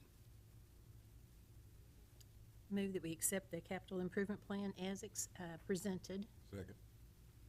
Okay, this does require a roll call vote. Councilman Henry, Aye. Councilman Muller, Aye. Mayor Real votes aye. Councilman Thompson, Aye. Councilman Ayers. Aye. Motion carries. Thank you very much. Item 14, second reading, discussion and possible action on an ordinance amending Chapter 82 of the City of Commerce Code of Ordinances by adding Article 6, Street Maintenance Fund, Section 82-150, Street Maintenance Fee, providing for the severability clause and providing for an effective date. Mr. Lisenby. Mayor, Council, Howdy Lisenby, City Manager. This is the second reading of this ordinance to create a new utility fund that would manage our street network. And so the activities within the street maintenance fund is primarily going to be exactly that, street maintenance. And so there is a difference between maintenance and reconstruction. And so you should all have a one-page document that just tries to bullet point some of the talking points and the high points of this policy and what we're looking to adopt. And so we've talked about it multiple times, but for those that may be new to the conversation, we are responding to a survey that the community did and the feedback they gave us in April, in which they were most vocal about their dissatisfaction in the quality of our streets. And they were most vocal in requesting that we commit more funding and more resources to the maintenance of those streets. And so the only way to effectively make that happen is we have to find resources. We have to find funding for that additional street work. If we're going to do more maintenance than we've done, we either have to take funding away from another department or we have to find new funding. Streets are historically managed through the general fund, which is supported by property tax and sales tax. But cities are finding that tax support for street maintenance is not necessarily effective. One of the reasons being that revenues generated by a tax can be spent on any general service that's provided. And so communities across the nation, specifically in Texas, have balanced their budgets over the years by cutting street maintenance rather than raising taxes. And so communities everywhere have underfunded their street maintenance activities. And so if we're going to start adding back activities and services to improve our streets, if we look for funding in those taxes, that would require an election. because you can't continue to raise property taxes over certain limits without an election. And I think it would be really hard to get an election passed for property taxes to support street maintenance. That's why it hasn't been done for generations, because it's really hard to pull it off. One of the things that has begun to happen in the state of Texas, I don't know about other states, but there is precedent being set that if you establish a utility and you can determine cost of operating that utility, those utility costs can be used and recovered through a fee rather than a tax. And so one of the questions that will come up and that we'll continue to address, if we start charging everyone a street maintenance fee, and for those listening, residential customers is going to be $5 a month that will show up on their utility bill. And so if we ask everyone to pay $5 a month to go towards street maintenance, someone's going to ask, well, that's just a tax with a different name. And in some cases, there may be some validity to that claim. But a fundamental difference between a tax and a fee, when you, as a local government or a state or a county or a federal government, adopt and implement and levy a tax, the intent of that tax is to raise revenue. The revenue is then used to fund a host of general services. And so the cost of the tax is in no way connected to the cost of providing the service. And so you can't really draw a line between the two. The cost of doing A results in a tax of B. Tax isn't designed to recover cost. It's designed to raise revenue. And so there's no accountability between the revenue from a tax and the cost of providing a service. In contrast, a fee is specifically designed to recover the cost of a service. So if we know a service costs $100, we can develop a fee that recovers the $100 that is used in that service, and it's collected from the users of that service. And that's the second difference between a tax and a fee. Taxes are charged whether you use that service or not. As an example, most everybody's familiar with the property tax you pay for schools. We have senior citizens that live in our community that haven't had a kid in a school district in a generation, and they don't have any kids in the school system here, but yet they pay a property tax. The tax is levied regardless of whether you use the service or not, and there's a fundamental reason why that's a good idea. But if you're running a utility, you typically want the cost of that utility to be paid by those that use the utility. And that's the difference, again, between a tax and a fee, is that we charge the people that use the streets for the activity of street maintenance within that utility. And so that then becomes the final piece, that revenues raised through a fee have to be spent on the service that it's providing. And so if we raise property taxes to increase street maintenance, we today can vote and approve that, but a future council can take those revenues by that property tax and reallocate it to any other general service that they feel is important. If you raise revenue from a street fee, the revenue from that fee has to be spent on the street utility that it is supporting. And so you can't reallocate those funds to other programs. It has to be spent on your street maintenance program. And so we feel there's a greater sense of accountability using this method to fund street maintenance. And so the rates that we're proposing, the final piece that I think and I anticipate will be cause for some questions is, how do you determine who pays and how much they pay? Grandma Jones has one car. She lives by herself and she drives once a month. She's not using our roads very much. But if you go to my house, I have a lot of people at my house and a number of cars, and we use the roads much more than Grandma Jones does. Amen. Thank you. But from an administrative point of view, it is very difficult to differentiate from one residential customer to the next residential customer who has how many cars, how often do they drive or not. That is administratively impossible for us to make a determination.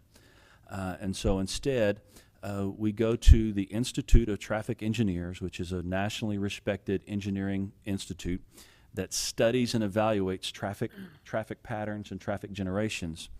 And we look at the number of lots, the number of accounts in our community that are residential in nature, and we can determine an impact that all of those residential combined have on our streets. And with that total population of residential accounts and the impact that they have on their streets, we can back that cost into a recovery from those residential customers. And so under this model, 60% of the cost of our street maintenance program is going to be recovered from residential and multifamily accounts. And that works into a rate of $5 per month for every residential account. There are multifamily accounts, such as apartments, that have multiple units on one account, and so it will be $5 per unit per month. So if an apartment complex has a building with 1 meter, and within that building there are 10 units, it's $5 per unit per month, so it would be $50 a month for that building and the units that are occupied there. And so residential customers are the ones that are typically driving the most within our streets, and so we're recovering 60% of the cost under this model from our residential customers, and that's an impact of about $5 per month. Non-residential customers are going to be those commercial, those industrial and institutional customers that also generate traffic. Some of their traffic may not even be residents, but people coming through town, visiting town, and so how do you determine how much business A uses our street versus how much business B uses our street? I've given the hypothetical example of Uncle Bob's CPA service. There is no Uncle Bob's CPA in town that I'm aware of, but he's going to generate less traffic than McDonald's. And so you don't want to charge Uncle Bob the same fee as you charge McDonald's, because they have different amounts of traffic that they generate.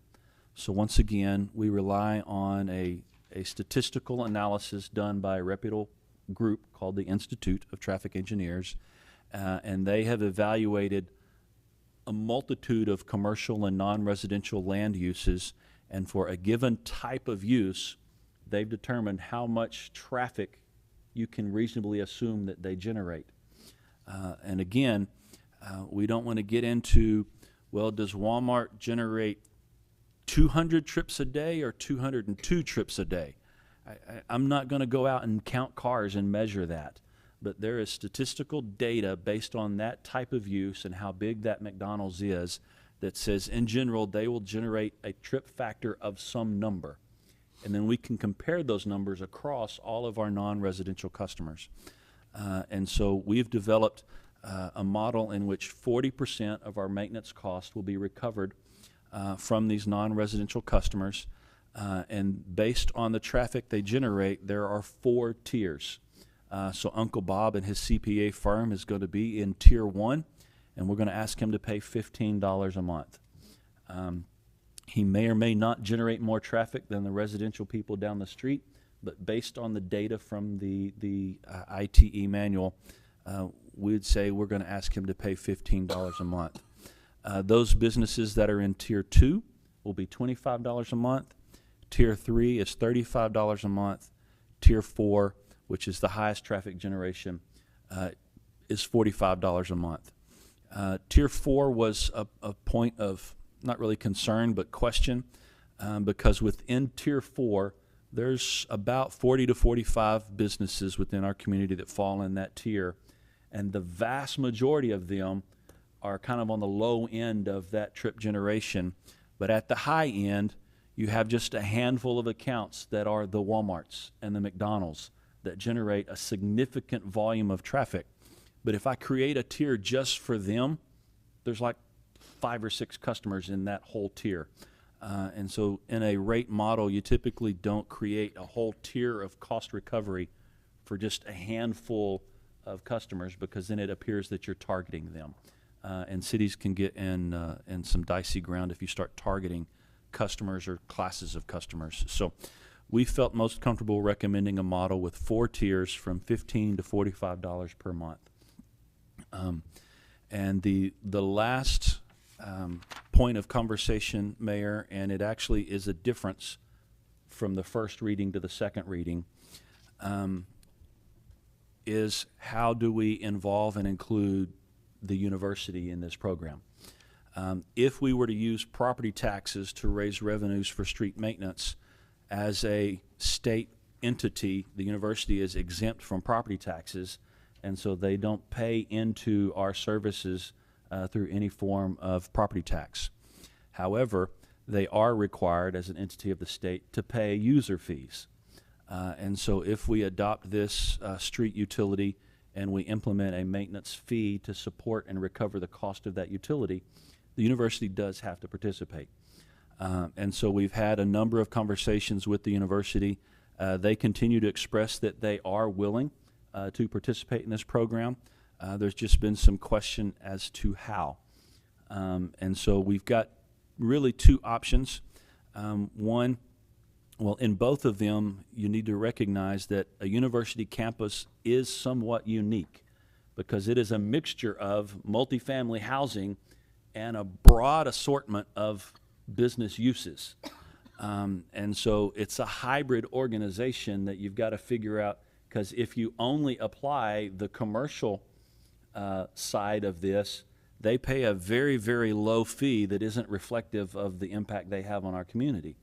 But if you treat the whole campus as just a housing, then there's a lot of non-residential stuff that happens, like football games and basketball games. There's a lot of traffic generated that doesn't get accounted. So it's a hybrid use. The first option is to use an interlocal agreement in which we outline specifically how we're going to calculate their fee, and that's done through an interlocal agreement. On one hand, they've said they're willing to consider an interlocal agreement, but then they've been non-responsive in negotiating the terms of that interlocal agreement. So we don't have that option nailed down yet.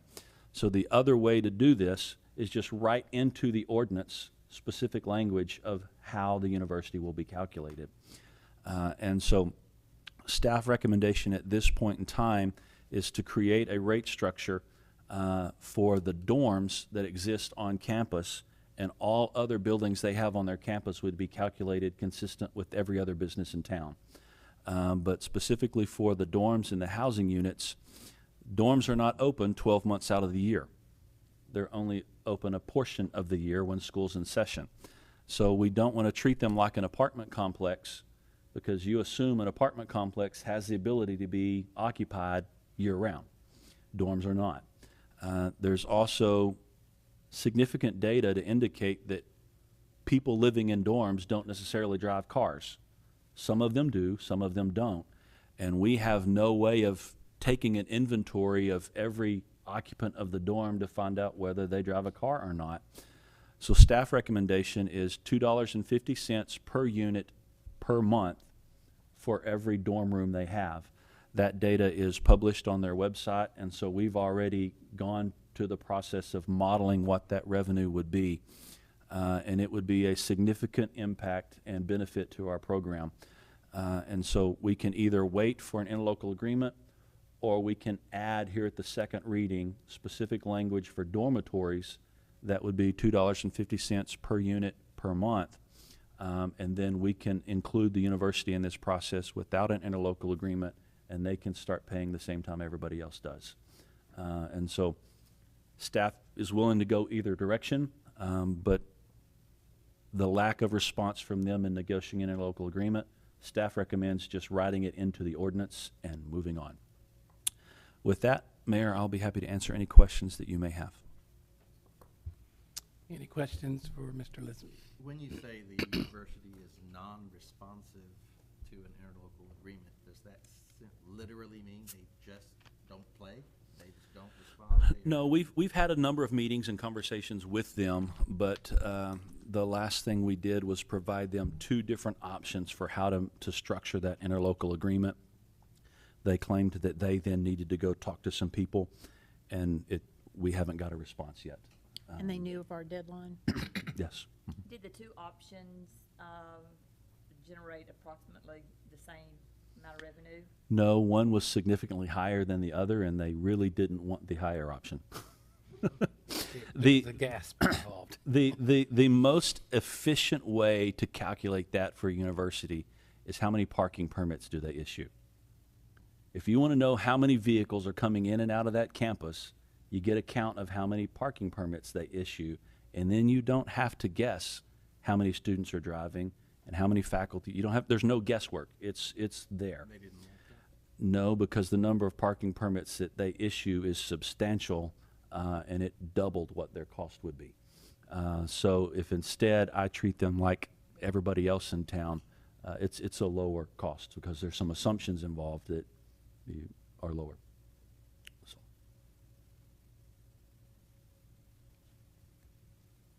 I don't believe we can force them to use the parking permit option. That's why I'm not pushing that as a negotiation. I don't think we can force them because our ordinance is set up in a completely different manner. If we try to force them to do something that's drastically different than our ordinance, I don't know that we win that. Any other questions for Mr. Lisenby? There being none, do we have a motion? I move that we accept the second reading with the amendments for the university. Okay. I'll second that. We have a motion and a second. All in favor say aye. Aye. Any opposed, like sign. Thank you. Item 15, first reading, discussion and possible action on an ordinance amending ordinance 2021-08 and ordinance 2021-22 to reflect modified City of Commerce water and wastewater rates. Mr. Lisenby. I'm going to be hoarse by the time this meeting's over with, You but and me both. my wife sometimes calls me a horse anyway, so we'll just move on. We, as a part of adopting this budget, we have to look at the activities within the water and sewer utility, and what are those costs of running that utility, and are we recovering those costs sufficiently through the fees and the charges that we have. As we mentioned, we're investing a little over $8 million into our utility over this 5-year period because the treatment plants and our infrastructure have reached an advanced state of decline, and we have to respond to that. Additionally, we've got the pressure from a number of years, almost 10 years, where no adjustments were made to the rates. Ratepayers love that. They love it when you don't raise the rates. But when you start losing money every year on your utility, someone's got to stop that somewhere. And so last year we did a fairly substantial adjustment and change to how we calculate our rates. And so this is a fairly small rate adjustment that we're proposing. And so what you'll see on the screen is not the rate schedule, but it's how does this rate schedule impact typical users within our community.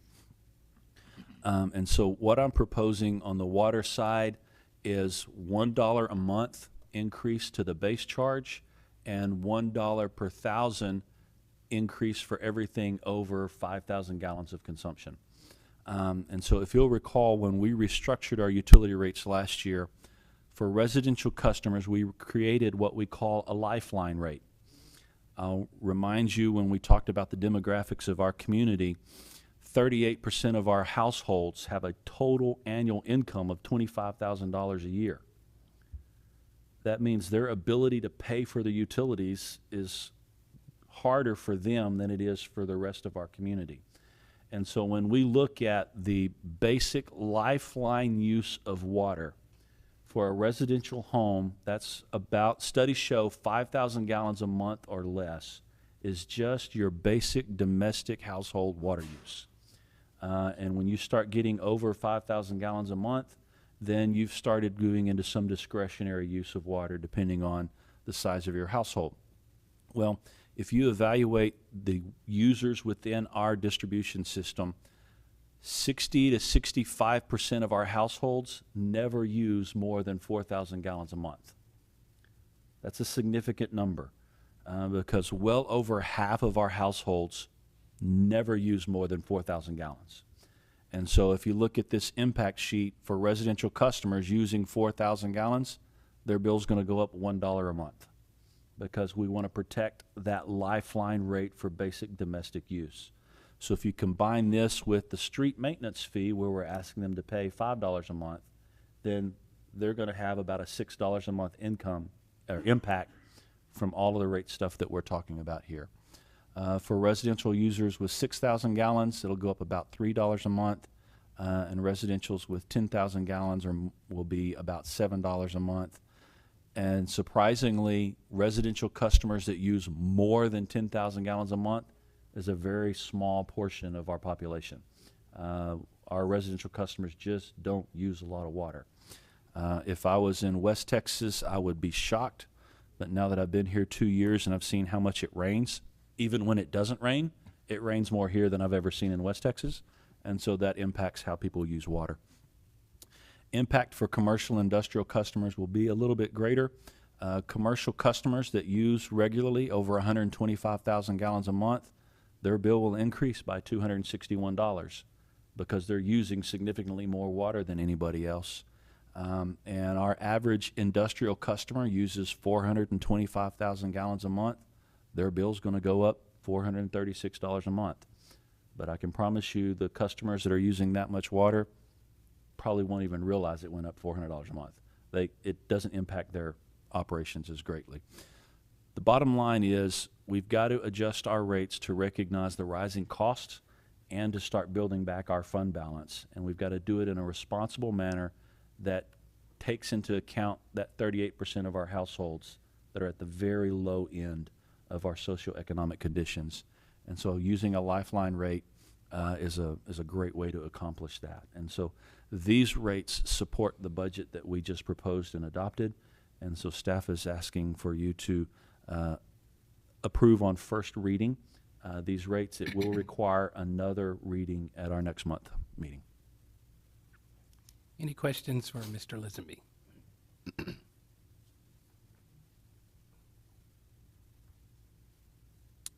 Hearing none, do we have a motion? Make a motion that we approve on the first reading. Second. All in favor say aye. Aye.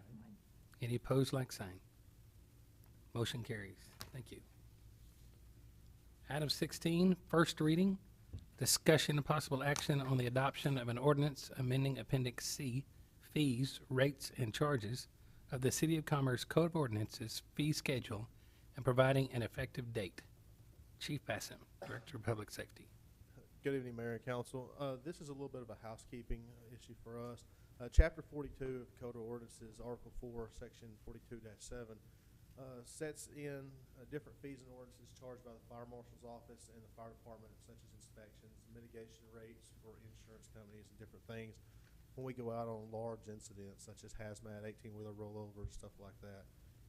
In 2006, I believe it was, when this ordinance was last updated, the fee ordinance was supposed to be in Appendix C. Somehow it was passed by council. It never made it into the online version. So this is an amendment to not only bring those fees up to code with FEMA regulations.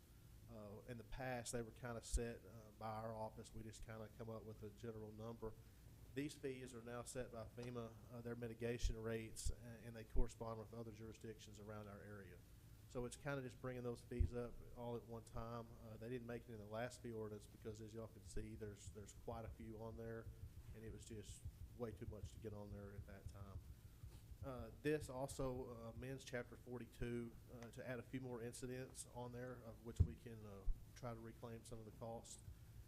It includes equipment fires, gas leaks, industrial commercial incidents, and changes those permitting fees on some of the larger incidents that we go out to.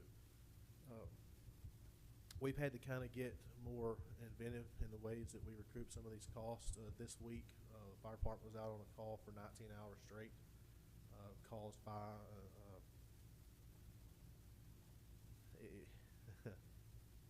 lack of preparation and not paying attention.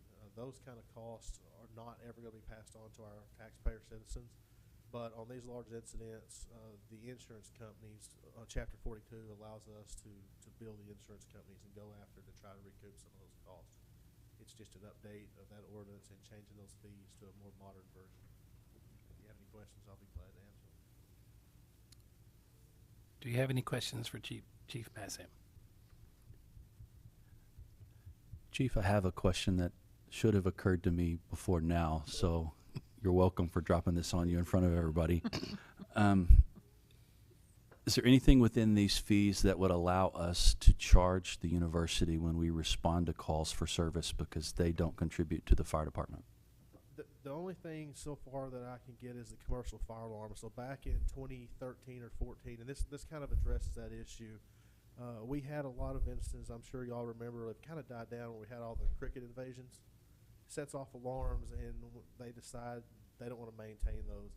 This does allow that for those fire alarms to go up and charge for them. We got to the point back, and I believe it's 13 or 14, where we had to go after that kind of deal because non-response and fixing the alarm systems. Yeah, okay, thank you.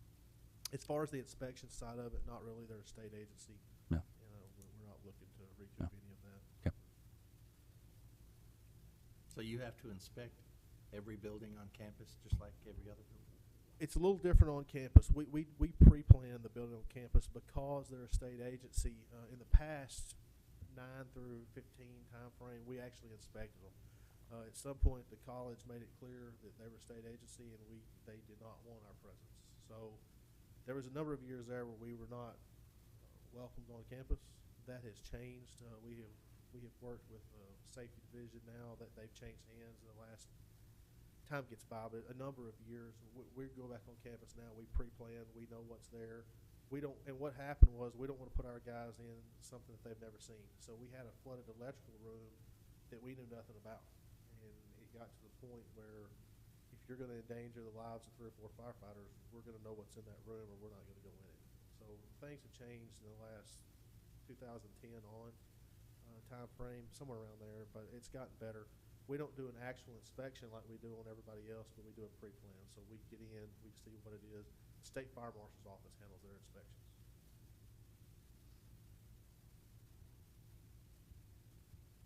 But yet you're expected to respond to their fires.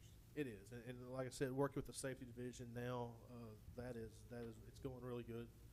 And so while we don't do an inspection and issue a piece of paper, we still do an inspection and know what's there and go on. And the state fire marshals and the safety division, they do a good job of keeping everything going. Thank you, Chief. All right, do we have a motion? I move that we approve the first reading of the ordinance amending the fee schedule ordinance establishing rates and fees charged for fire protection and prevention services. Second. All in favor say aye. Aye. Any opposed, like sign. Thank you. Item 17. Second reading, consideration and possible action on an ordinance amending Chapter 90, Traffic and Vehicles, subsections 90-101 of the Code of Ordinances of the City of Commerce to amend the official traffic parking map and the official traffic no parking map to designate a no parking zone on both sides of Sycamore Street, beginning at Park Street on the north side, but excluding the south side of the roadway directly in front of 1011 Sycamore, and starting 57 feet from the intersection on the south side and continuing east to the railroad tracks, providing a penalty and providing for an effective date. Chief Bassam, Director of Public Safety. Good evening, Mayor and Council. Nothing has changed since the first reading of this, other than we went out and tried to come up with some different alternatives for council to consider. We talked about cutting the curve, making parallel parking right in there. At this time, we don't really feel it's going to be a good option. If you see there in the pictures, we went out and measured it, allowing for a normal 96-inch parking space. If you could see where that red line is on that first picture, that's where the curb cut would put the right-hand side, the right-hand wheels of that vehicle. Those steps, there's 2 pictures. One of them's a kind of a close-up. It shows where that would have to be cut to put those in. It would take a good bit of concrete work, as well as removing those steps and basically put the right-hand side of that vehicle right up against their house. The concern with that is any type of vehicle fire, anything like that, you're going to have expansion. You're going to have 2 separate incidents working together because of the proximity of that vehicle.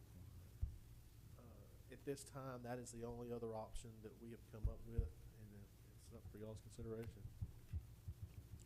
Any questions for the chief?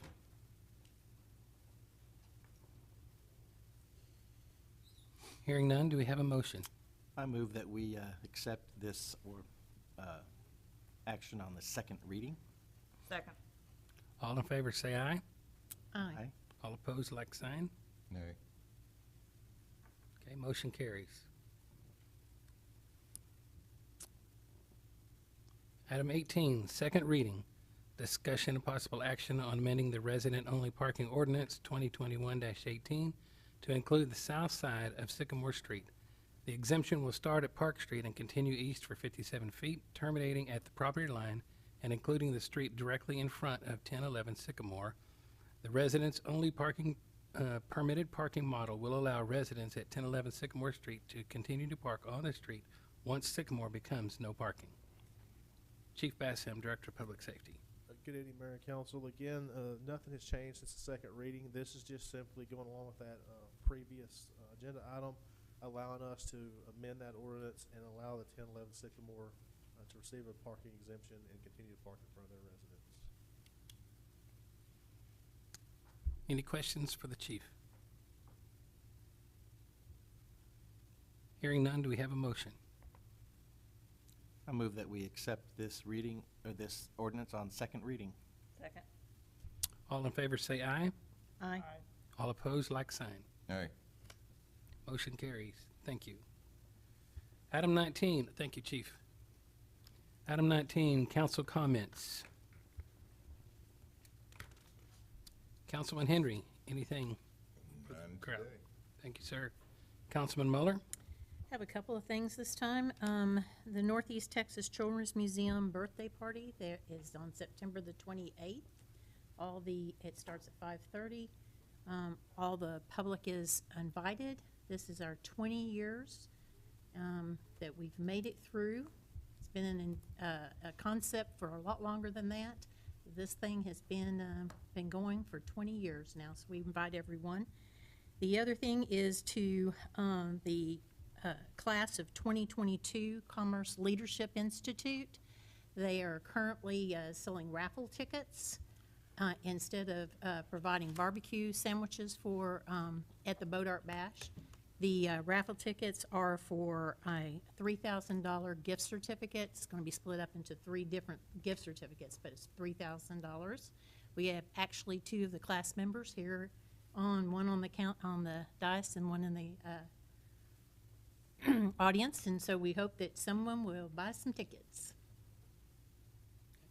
Thank you very much. Councilman Thompson? Yes, I would like to, talking with Chris Basham today with the big fire that they had out in Needlandville, I would like to thank, first of all, our fire department because it was a 2-day event. But I'd also like to thank our Steve Harrison, our commissioner. He volunteered. I mean, Chris contacted him. He was out there and was also out there the better part of 2 days with some of his equipment, helping our fire department. Appreciate that. All right. Excellent. Councilman Ayers? I'd just like to mention, for the 4th year, the Rotary Club will be having what's called Waves of Glory, and it's an opportunity to honor veterans and first responders who serve our county. And opening ceremony is going to be on November 5th at 10 a.m. at City Park. And a little over 200 flags will be on display the week of the 7th through the 11th of November. So I'd just like to invite everyone to attend. It's always a very nice event. Okay. Thank you very much. Mr. Lisenby, City Manager's Report. Thank you, Mayor. Was able to respond to the public comment earlier because I felt like there was a chance they wouldn't still be here by the time we got to this stage of the meeting. But again, we have discussed before the option of the city electing to extend that tax freeze for citizens over 65. As we talked about within the demographics, 19% of our households are seniors living alone. That's a fairly significant part of our population. But looking at the impact that this move would have, talking with the appraisal district, we feel like it's a number that is not a major number, and it's something that we would be able to work with. So we'll be willing and able to put this on a future agenda for discussion and action when that time comes. There was comment about truck traffic on some of our residential streets. I was in a meeting with TxDOT recently with some other communities, and the concept of truck routes and truck traffic came up. And this isn't a word-for-word quote, but TxDOT's position was it's very hard to enforce truck routes. You can designate them. TxDOT will put the signs out. They can recommend, but there's all kinds of little loopholes that people can find. It's actually fairly difficult to enforce a pure truck route. There are some options that we have. We'll take a look at what some of those could be, but it's not as easy as saying don't do that. It's a little bit more complex than that. But we also recognize that streets that are traveled by this heavy truck probably need to be designed so that they can withstand that. And so at the point in our process when we look at North Neal, we'll probably put design criteria in to help it survive because there is a significant amount of traffic and some of that traffic is expressly allowed. And so we need to better design those streets. With that, Ms. Jamie, do we have a finance update?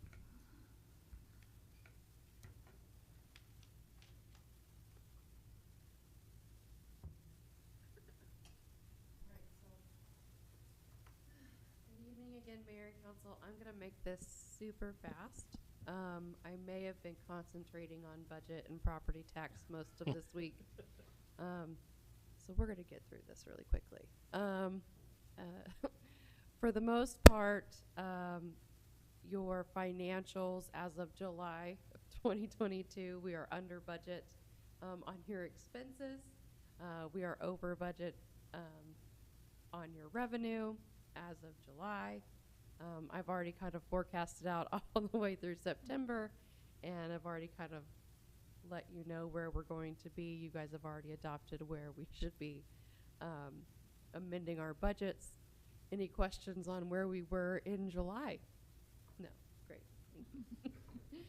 Same for public utilities. Does anybody have any questions there? Wonderful. This is again just the detailed breakdown of where we are revenue and expense-wise, department. Thank you, Molly. Thank you. Okay, property tax. Our property tax, we have just about hit our budget for our M&O property tax levy. And we have hit, I want to say it says 98% of our INS tax levy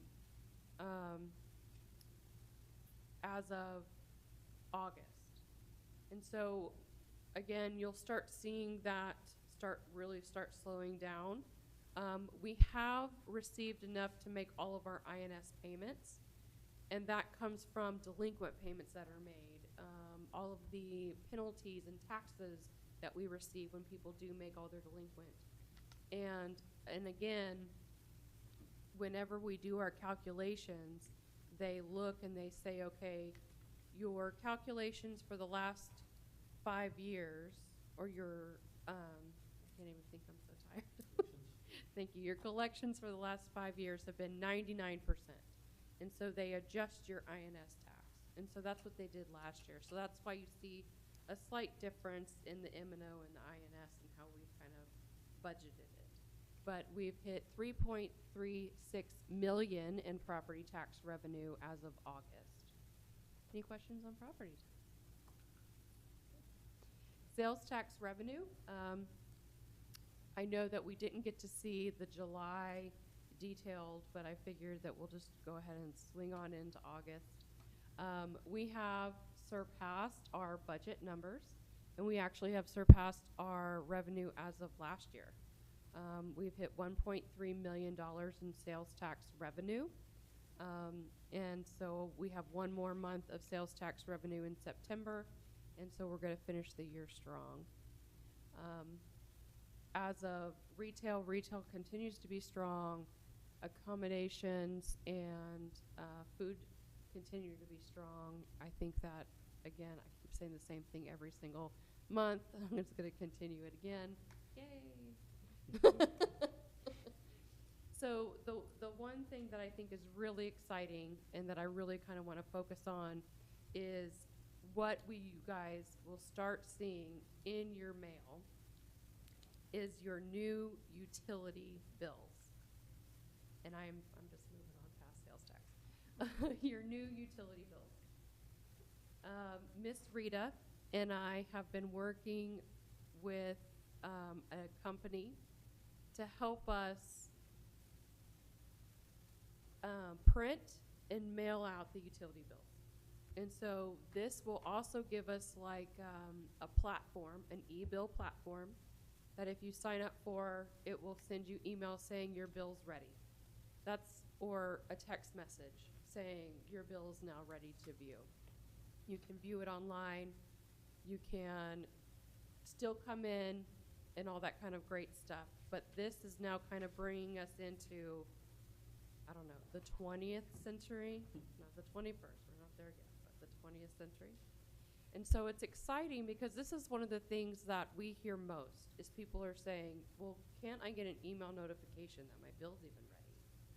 And another thing that we're hearing is people aren't even getting their bills in the mail. Or I remember, I don't know, about a month ago, we got an entire cycle of people that came in with the previous month's bill at the exact same time they got the new month bill. So even though we can provide proof to our citizens that, hey, we're sending it out on time, and hey, yes, you can go online and look up your bill, you can call us anytime, we have to find ways to be more effective. We have to find ways to help our citizens. We don't want them to get late payments. We don't want them to get cut off. We want to be, responsive. We want to be able to do those things, right? And so this new bill is an actual letter bill that will come in. It has QR codes that they can scan to pay the bill online. They can sign up for the e-bill and say, I don't want to get letter bills anymore. And then the other cool thing is on the back side, we have QR codes at the bottom. Let's say they want to disconnect service. They want to transfer service. They need to update their Iris alert information. So those are always going to be at the bottom. The other good thing is on those postcards, there's not a lot of places we can put new information. This gives us two distinct areas that we can put information in big spaces. And then we can also do mail outs. So let's say we decide that the handy dandy mail outs for the street maintenance fee, maybe for a couple of months, maybe we want to mail that out, we can just upload that into their software. And the great thing about it is outside of like actually a pretty small annual cost, it doesn't cost any more than the postage that we're already paying at the post office. And so we're going to be more efficient with Rita's time. We're going to be more efficient with getting people their bills and helping people get their payments on time. The whole point of this is to be able to cut down on that accounts receivable turnover, and be able to help our citizens and feel like we're hearing them. And so Rita and I are really excited about this, even though she may not tell you that if you ask her. I know she is. I know deep down in her heart she is. And so we've been working on this. We're hoping by November, October, this is what you'll see when you go out to your mailbox. You won't be seeing the postcards, and I'm sure some people will be panicking, but it's a good thing, and we're excited. So does anybody have any questions on your new bill? No? I got a question, if I may. Does this apply also to only outside the city? That if you get our water bill or our your bill? No, they have their own bill. Is there a way can you connect that with them? I'm just saying this because when it comes to things like this, it doesn't apply fully outside the city.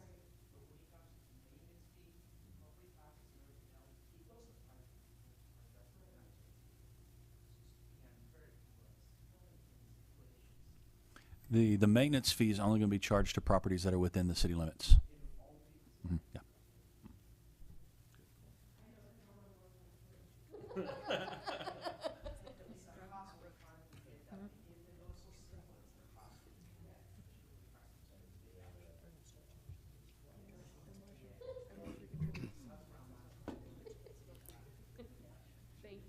Thank you, Ms. Campbell.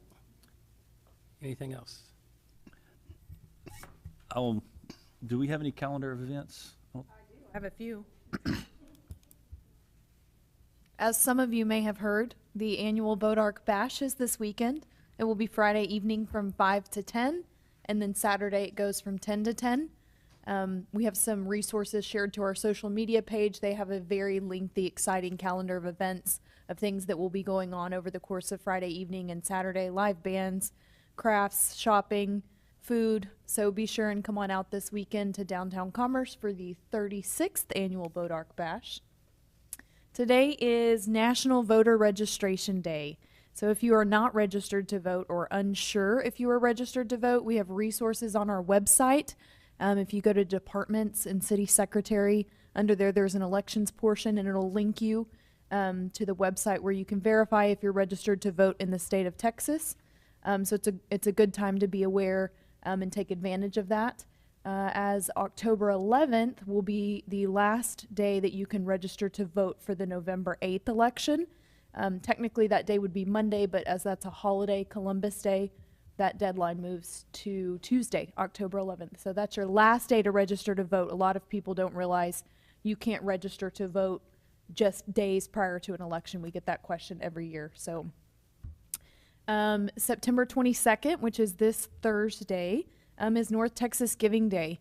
So if you were looking for here at the end of the year a good reason to dump some money, we encourage you to participate. There's lots of commerce organizations, our Commerce High School Band, the Northeast Texas Children's Museum, the Food Pantry, Texas A&M Commerce, KETR, the Commerce Public Library, the Boys and Girls Club. Those are all organizations that you can give charitably to on Northeast Texas Giving Day, so we encourage you guys to participate.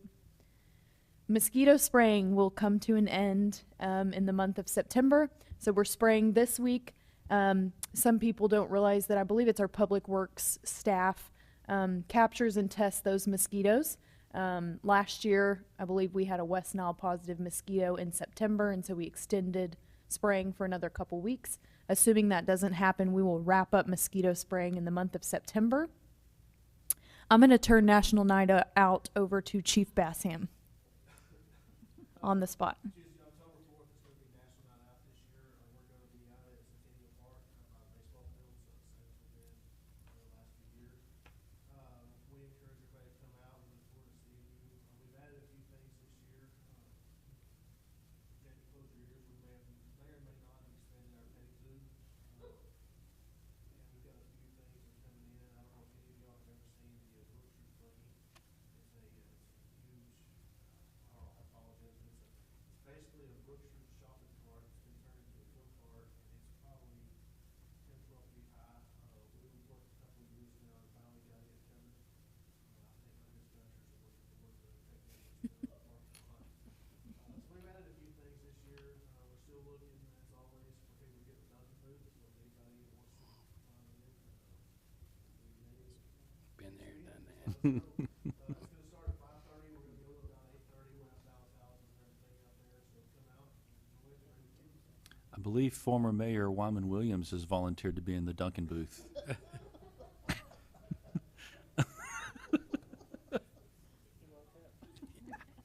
I had heard that it was a rite of passage for new board members that were elected at tonight's council meeting, Mr. Scroggins. So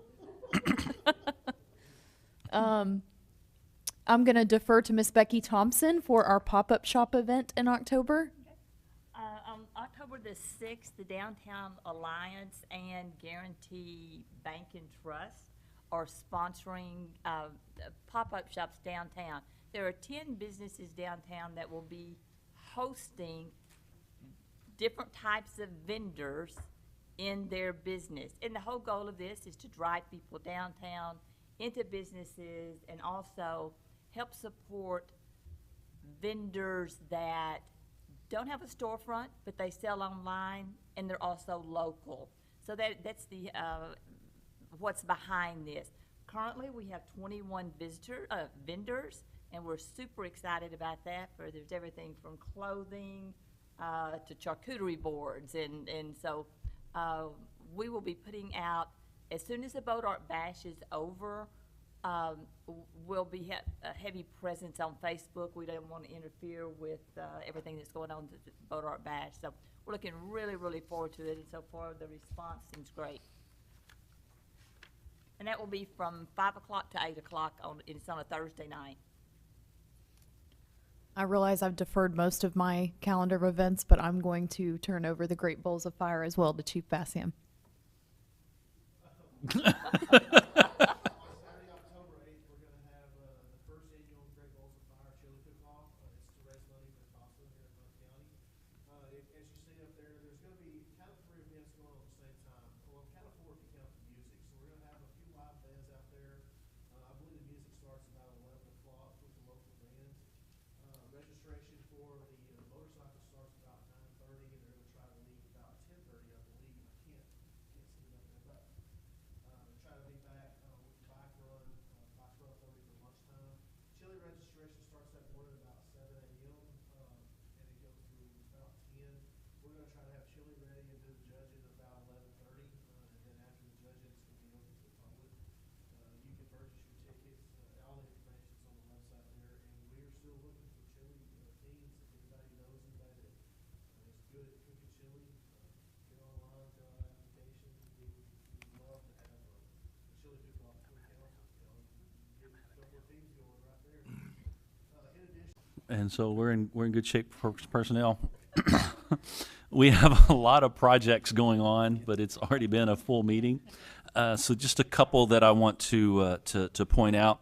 The downtown library design has been completed, and the Texas Historical Commission has given approval to proceed with the project to remodel and rebuild the backside of the library. We're talking with the library board right now about how to operate while that construction project is going on. It will be very hard to operate a library while the back half is completely cut off and open. And so they're looking at a possible location to relocate temporarily. And so we want to answer those questions before we bid the work out, because once a contractor shows up, it's too late to then try to figure that out. The airport fuel farm is officially out for bids, and bids are due in October.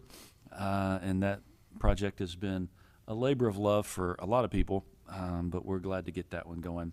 And the last thing I want to say is actually for intergovernmental events.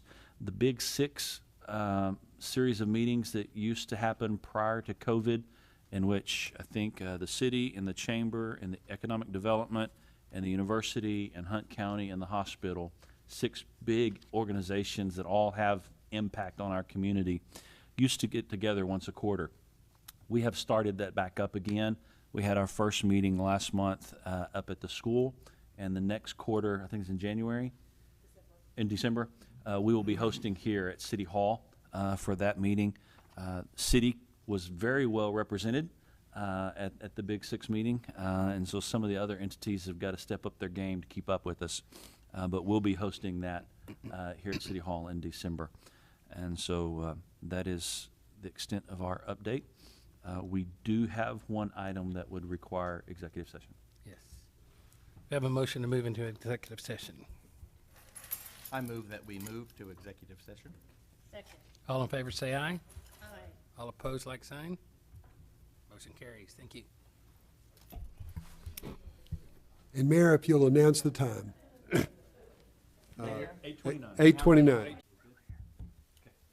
Mayor, we're good. Good. All right. It is 8:46, and I call the regular scheduled meeting of the Commerce City Council back to order. So we've had some discussions, and now we need to have a motion based on those I discussions. move to authorize the city manager to negotiate on behalf of the city for a downtown property. Second. It's been motioned and seconded. All in favor say aye. Aye. Any opposed, like sign. Motion carries. Thank you very much. With that being said, it is 8:46, and I close the city council meeting.